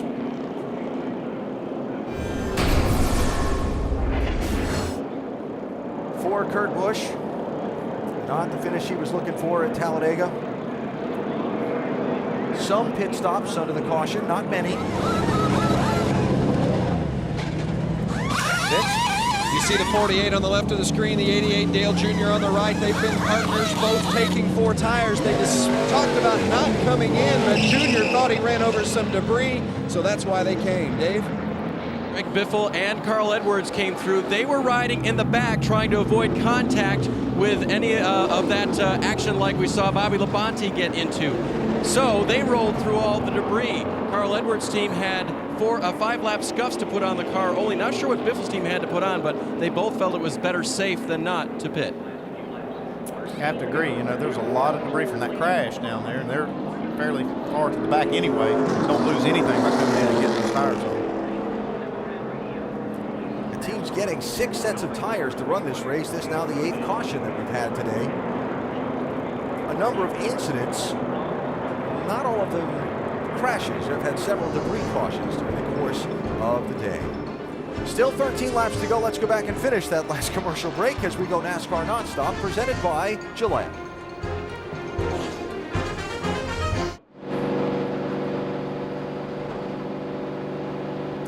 Well, there's your leader in the Good Sam Club 500 at Talladega as we come down to the final 10 laps. Tony Stewart out in front of this race. A race that's been very competitive, 70 lead changes now, 26 different drivers have been out in front. A race that's had its share of twists, some of the championship leaders involved in some incidents, spending some time behind the wall, speaking specifically of Kevin Harvick and Kyle Busch. Kurt Busch now back in the garage area, and Jimmy Johnson, one of the guys that's run around on the back of the pack all day, got bounced off of a little while ago. And Vince, they're still out there in 25th. What do they think?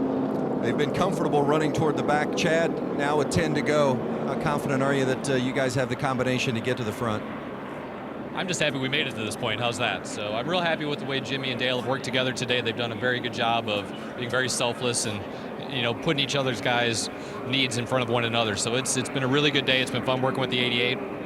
Real happy with the Lowe's Chevrolet, and I think we've got an opportunity to get up there. We're just going to have to see.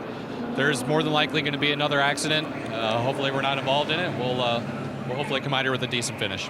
The last incident, as we're going to take a look at it here, was there any damage done to the car as you guys went through the debris? No, not really from the debris. We had some contact from the 71 on the right front tire, and it may have bent the toe just a little bit, but it could have been a heck of a lot worse, that's for sure. Thanks, Chad. Dave? Darian Grubb has made very few adjustments on the race car today for Tony Stewart, but you had to make a big adjustment in who your drafting partner was. What's that going to do for you? Better situation? It all just depends. It depends on whether we think we can trust who's pushing us or not, but everybody can tell we got a fast car. We're able to drop it to the front with 2 or 3 different guys. Hopefully we can keep it up there with El Monterey and Office Depot. Did you believe how far you were able to get with the 20 car with its damage? Yeah, 20's a good pusher, and we wish we could have kept him, but we're going to look for the best guy out there right now. They went shopping for Paul Menard, and those guys said yes. So, Alan, that's the matchup for the end for the 14 car. Yeah, the racing version of let's make a deal. Let's make a drafting deal. So, 1 to go. And Tony Stewart, as the leader, has chosen the outside lane. Remember that race, well, the Daytona 500, where David Reagan, in a hurry to get down in front of his drafting partner, Trevor Bayne, didn't wait until he crossed the start-finish line before changing lanes and was penalized by NASCAR. Before Stewart pulls over in front of Menard, he's got to wait until they're across the start-finish line.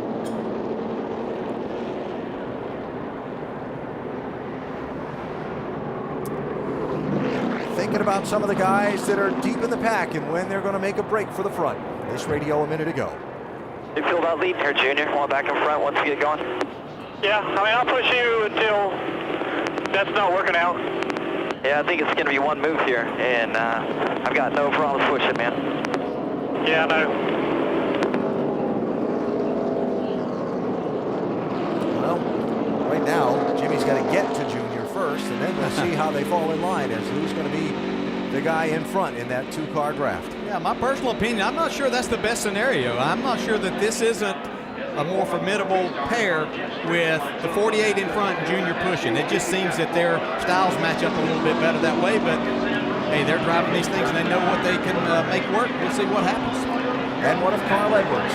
championship leader starting the day, has hung around at the back of the pack all race long. His drafting partner, Greg Biffle, is behind him. As we come to the final 10 laps, when will he make his move? Will he get through cleanly? Can he win the race? Fans at Talladega on their feet, ready to see what's going to happen.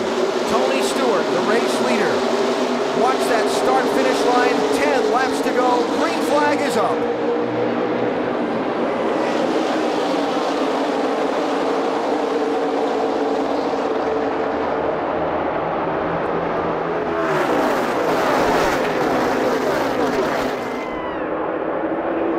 Jam up in traffic in turn 2, look out. There's a potential problem there. I'd have to say that'll give that outside lane a big run going down to turn 3. Look at this accordion. Jeff Burton to the point in the 31, pushed by Clint Boyer. Oh, look at Jeff Gordon stick his nose in there, starting to get aggressive now. So tight with Mark Martin's drafting help.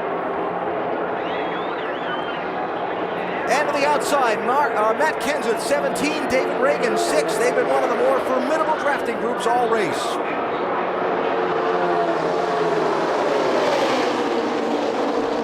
When's the right time?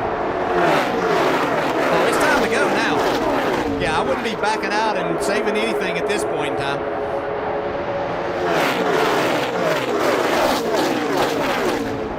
You still see Carl Edwards and Greg Biffle. They haven't made their move really to the front. I don't know if they're trying to, but they haven't done it yet. 4 in the lead. Stewart and Menard to the outside.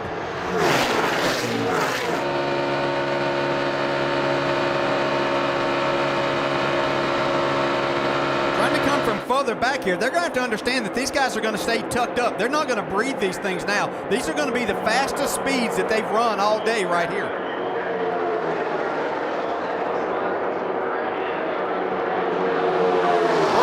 That lap by half a car length. 8 laps to go. Good Jeff Gordon. Oh, trouble right there. Martin and Hamlin and Regan Smith with a hard crash. In front of you there. Stay focused. Stay coming down. Watch him coming down.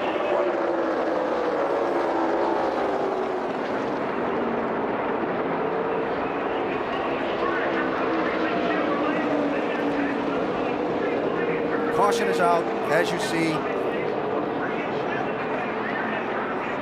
Contact in that pack in turn number 2 and a heavy, heavy crash. Regan Smith in that 78 car. Denny Hamlin involved, Mark Martin involved.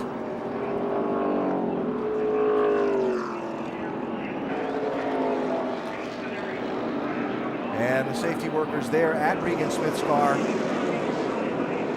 He had dropped the window net before the safety workers came up. His indication to them that he was okay.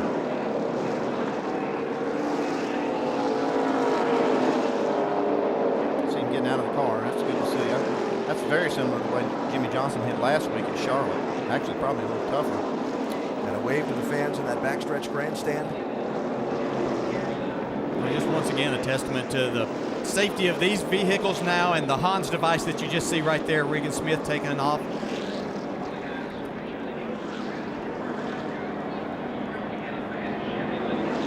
Hate all day long. You run, you do the right things, you got yourself in a position, and then with less than 10 laps to go, all those hopes and dreams taken away from you. What happened here? Kind of ran into a roadblock. Gordon and Martin did. Boy, he just about clipped Jeff Gordon too right there. Regan Smith did. You can see that, but it was like Mark got detached from the 24 of Jeff Gordon just a little bit. Denny Hamlin stuck his nose in there, but Mark came back down just enough to trigger that.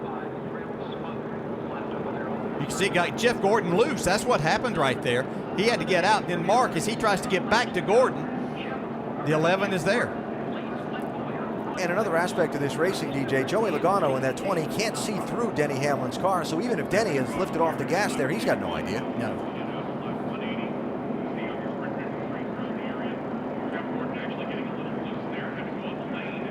Wow, just look how close. I mean, he just skimmed the back bumper of Jeff Gordon's car. Marcus Ambrose coming by, gets a little bit of damage.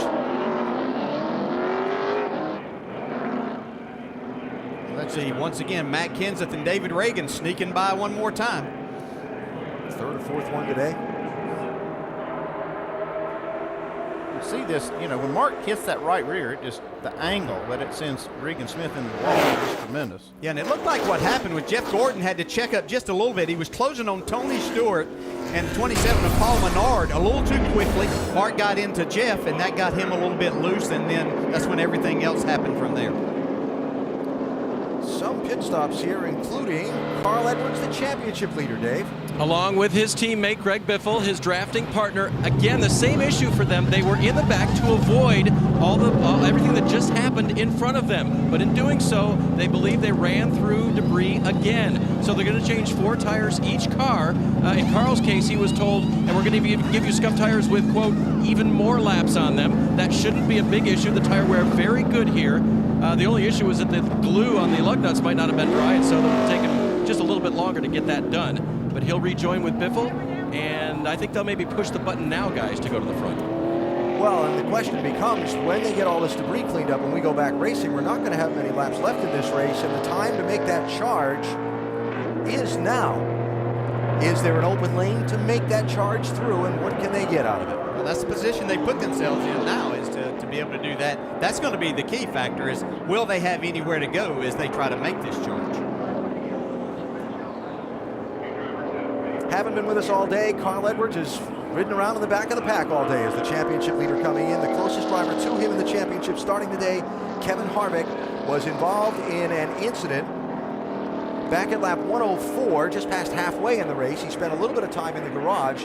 Harvick is back in the race, but is 9 laps down in 34th place. So Carl standing to gain a chunk of ground in the championship on Harvick if he can get through these final laps cleanly.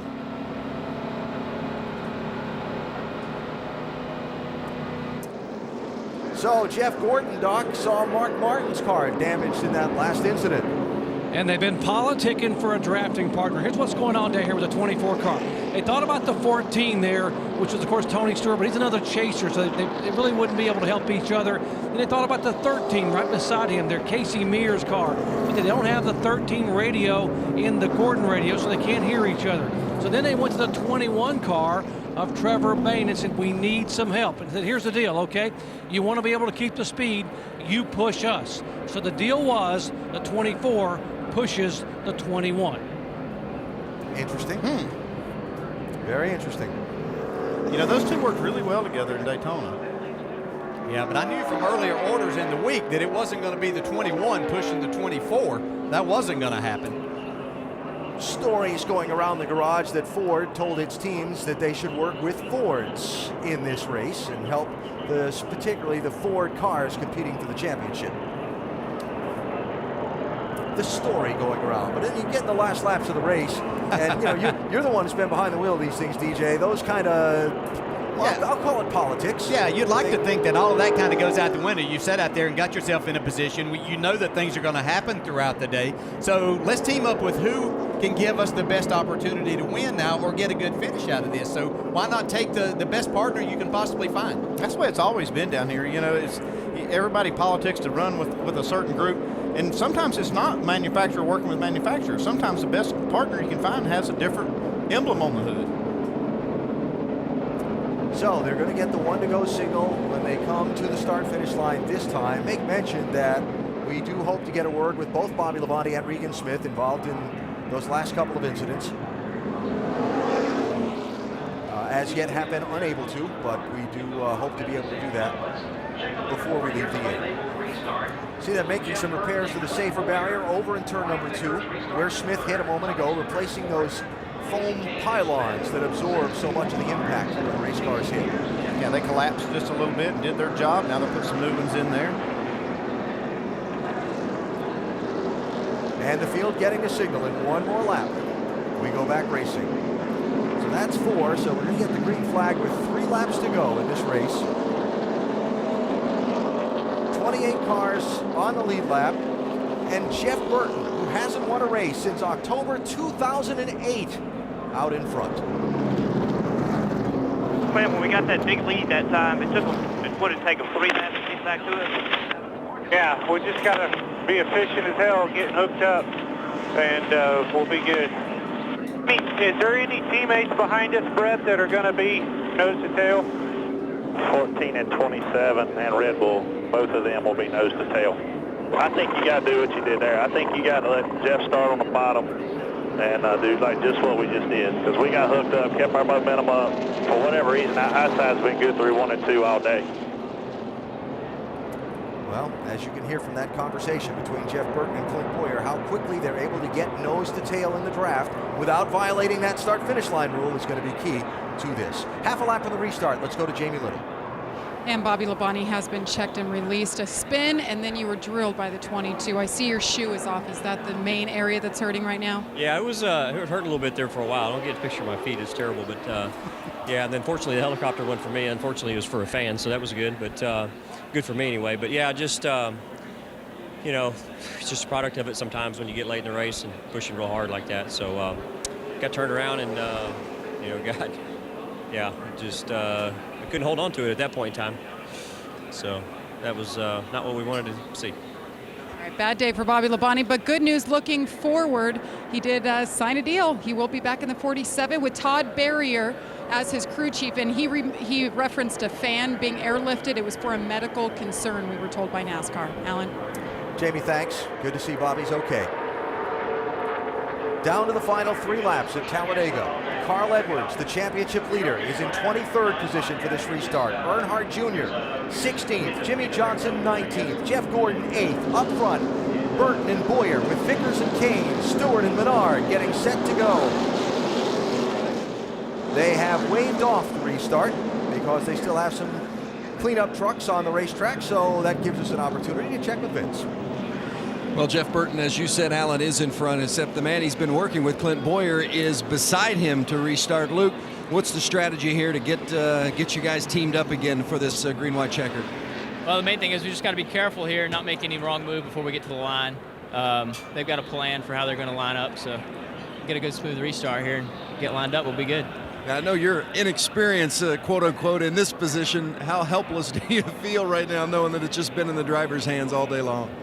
Yeah, I mean, it's a little bit of a helpless feeling, but we've got 2 really good guys out there working together. They've done an excellent job all day, so it's a good feeling. Well, they sure have. They've done a great job, Alan. Vince, thanks. Would be a big win for that young man. Be a big win for Jeff Burton if they can find a way to make it happen.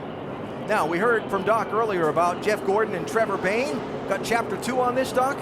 Well, sort of. You know, the soap opera continues here. Remember Daytona back in February when Trevor Bayne was just trying to learn how to draft?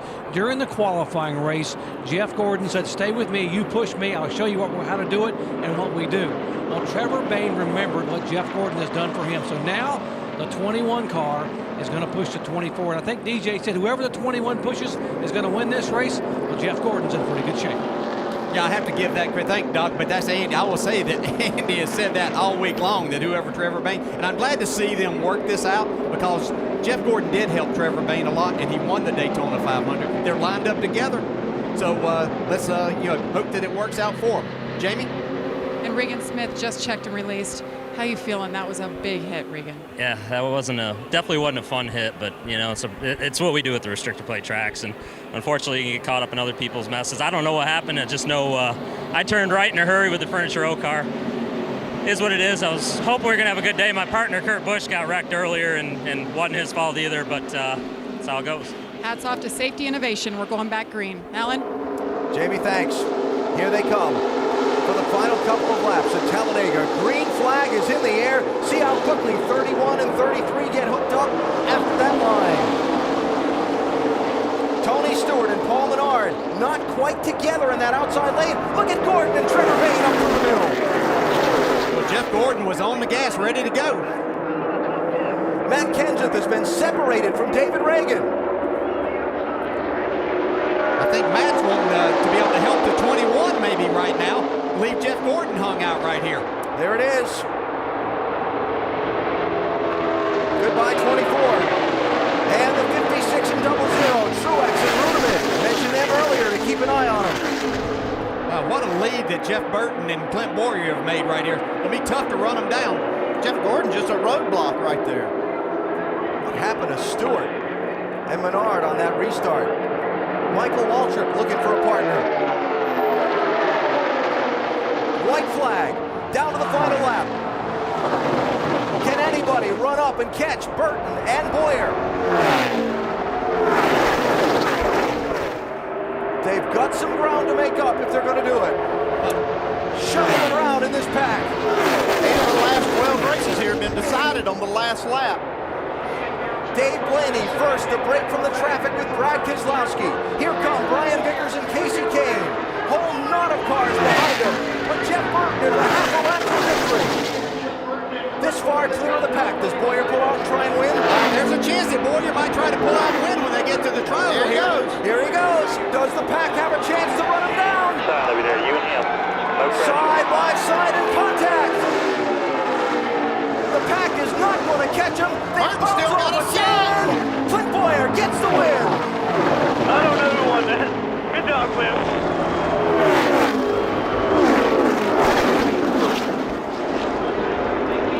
Another frantic Talladega finish. We heard the radio conversation between Burton and Boyer about how quickly they needed to get together to hold off the competition. They did it, others around them faltered, and then they raced for it between themselves. That's exactly why Clint Boyer wanted to get Jeff Burton out there so they could get far enough that he might could make a move to have a chance to win this race. That was passing at his perfection there. Good job, guys. Good job. But Dave Blaney coming home third in that Tommy Baldwin car. Yep. Blaney with third. Stewart wound up 7th. Edwards 11th. Jimmy Johnson and Dale Jr. 26th and 25th. Michael Walker gets a top 10 finish. Yep. And Clint Boyer leaving this team at season's end. And a lot of the people working on this car, I'm sure, are wondering where it's all going. And they're in victory lane in Talladega.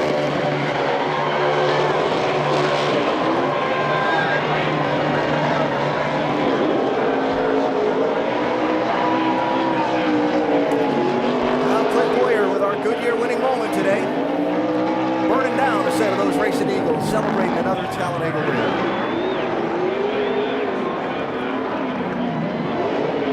Tremendous effort by this team today, Jamie.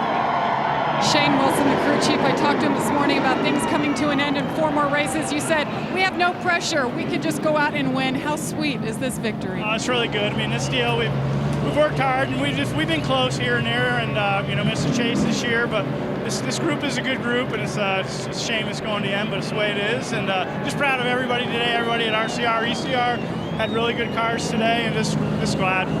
What can you say about that 31 team and Jeff Burton? Those two never lost each other. No, we were good all day. Those guys did a great job. Did the tandem deal very good. Track position was worth a little bit, especially at the end, and I think it made us better for the end running up there all day. 2 years in a row, they're victorious. Clint Boyer back in victory lane, Vince. Well, the best finish of the season for Jeff Burton, second, but I know that's not what you wanted. So close. Take us to the finish there, how it unfolded. Well, I mean, it was, that's plate racing. I mean, we put ourselves in position to win the race, and Clint did a great job. I thought he made his move a little too early, and as it turned out, he did perfect. So, we had a great day, and part of it wants to cry, part of it wants to cheer. Anytime you leave here and you can, cars in one piece, you should be happy, but come that close after the year we've had is pretty disheartening. What kind of encouragement does it give you, though? Well, it's been a hard year. I mean, it really has, and I'm proud of everybody though for keeping their heads up, and everybody's continued to fight, and proud of Caterpillar and Chevrolet and SKF and everybody on this car. All these people on this car have been very committed to us, even though we've had a bad year, and I really appreciate that. A pro's pro, Jeff Burton, second today, Alan. Vince, thanks.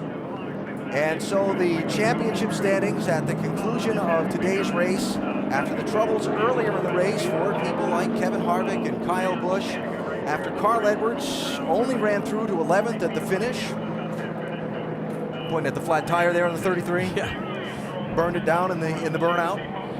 And so here is what your championship picture looks like as we head on to Martinsville and the final 4 races. Brad Keselowski still solidly in this. Matt Kenseth, 14 positions on the racetrack behind Carl Edwards. Edwards ran around about 30th most of the day. He wound up finishing in the 11th spot, Doc. He did. He hung in the back for a good bit of the day, and Carl, when it was over, an 11th place finish and the biggest lead in the chase thus far. Describe your day for us. First of all, I gotta say Greg Biffle is amazing. He is just an unbelievable driver and best teammate a guy could hope for. Got to thank Subway for being on board. It's a big month. It's any Tober, any $5, any footlong, regular footlong is $5. And Aflac, Ford, Kellogg, Scott's, all the fans in Sprint. But this race is insane, you know. And that last dash to the finish, Greg and I had laid back, and we thought we'd, we wanted to get a forward to victory lane, but we just thought we'd do the best by being out of the wrecks. And man, he just does an unbelievable job. The communication was unreal. I just hope we can work together at these races from now on. Carl Edwards and Greg Biffle, great teamwork, and the lead now 14 points. Alan? Doc, thanks. Some fireworks in the final laps and some fireworks back in the garage area, too. Apparently, looks like the 78 transporter perhaps putting some... I'm not sure it's not coming out of the 78 or the one. Either way, safety officials on the scene back there in the garage area containing the situation. We're told it is the 78. Looks like the actual, see the tractor, the paint on the actual truck itself. Get a follow-up report on that. Talk about making a bad finish to a race even worse for that 78 team. The hard crash late in the going today. No hard luck for Clint Boyer as we head down to Napa Victory Circle to talk with the Kansas Clint winner at Talladega.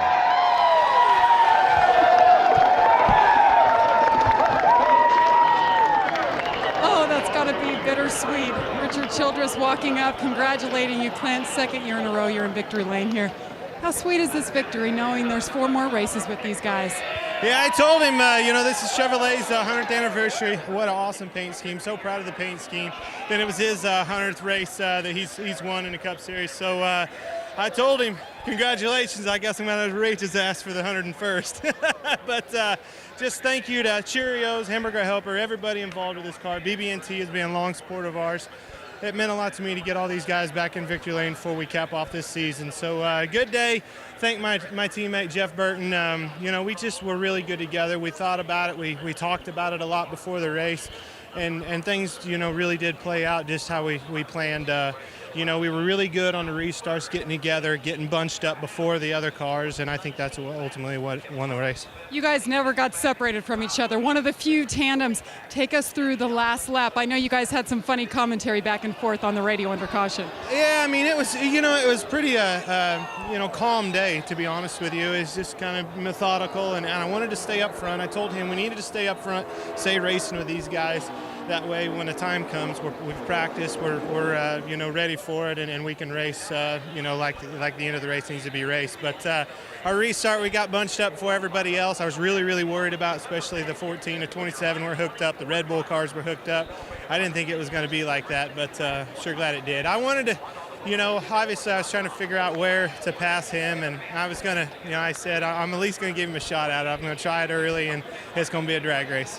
Well, after crashing in 2 of the first 3 restrictor plate tracks, Clint Boyer wins here at Talladega. Alan? And another last lap pass here at Talladega. 4th race in a row, 5 of the last 6 now. And Richard Childress Racing, 100th NASCAR Sprint Cup Series victory. You had a hand in a few of those there, Mr. Yeah, Petrie. a few of them. I heard Clint say that he was going to race Richard to the next one, but hey, they might get it together. They still got 4 more. Career best finish for Dave Blaney in 3rd today, Vince.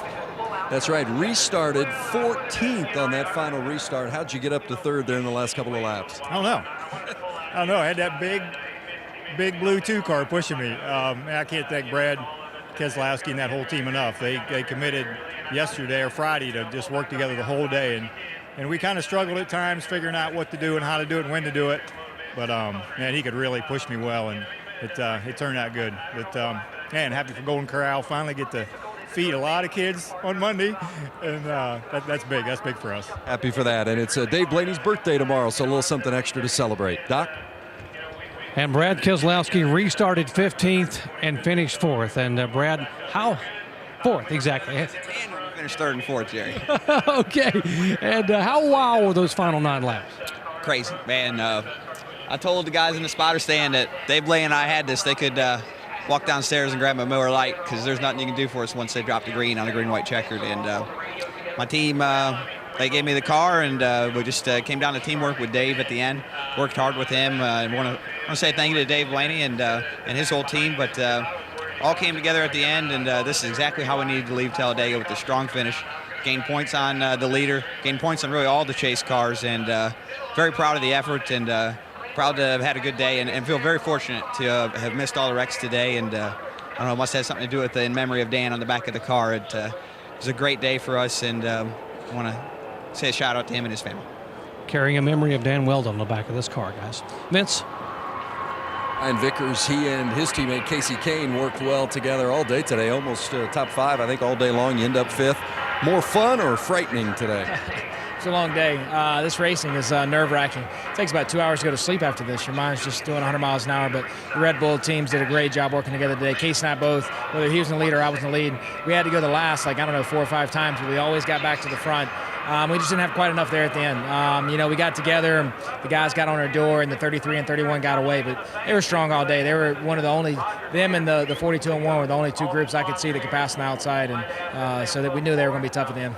Brian Vickers, strong today, 5th place. Dave? Hey, Vince, just want to give everyone an update down here in the garage. I'm between the Brian Vickers hauler and the Regan Smith hauler. Everyone is okay. They were transferring the fuel from the dump cans they use on pit road actually into a reservoir in the back of the cab. That's where they store the extra fuel to go down the road so they can store the empty cans up in the top of the hauler. So everyone's all right, and there was just a quick fire. They got it all put out, and they'll go down the road a little battered in a lot of ways today, Alan. Dave, thanks. Appreciate the update there. Glad everybody is okay. So Richard Childress Racing celebrating its 100th win, and quite the day here at Talladega today, Nicole. Certainly quite a day for Clint Boyer and his team, but also when you look at this championship picture, Dale Earnhardt Jr. and Jimmy Johnson had a plan all day long, but they are among the 7 chase drivers to finish 25th or worse today. Yeah, I was really surprised how late that Dale Jr. Jimmy Johnson tried to get to the front. The caution at the very end hurt him, and also Edwards and Biffle. They all had a plan to get to the front, get it on, but it didn't work out, Brad. Yeah, Carl Edwards somehow came from the back, though, up towards the front, finishes 11th. Kevin Harvick takes a big shot in the points today, and there's old quiet Matt Kenseth. He snuck into second. Congratulations to Clint Boyer. On behalf of all of us here, have a great night. This copyrighted telecast may not be reproduced, retransmitted, or used in any form without the authorized written consent of NASCAR Broadcasting. NASCAR would like to thank all of our loyal fans for your continued support, and we hope you enjoyed today's broadcast.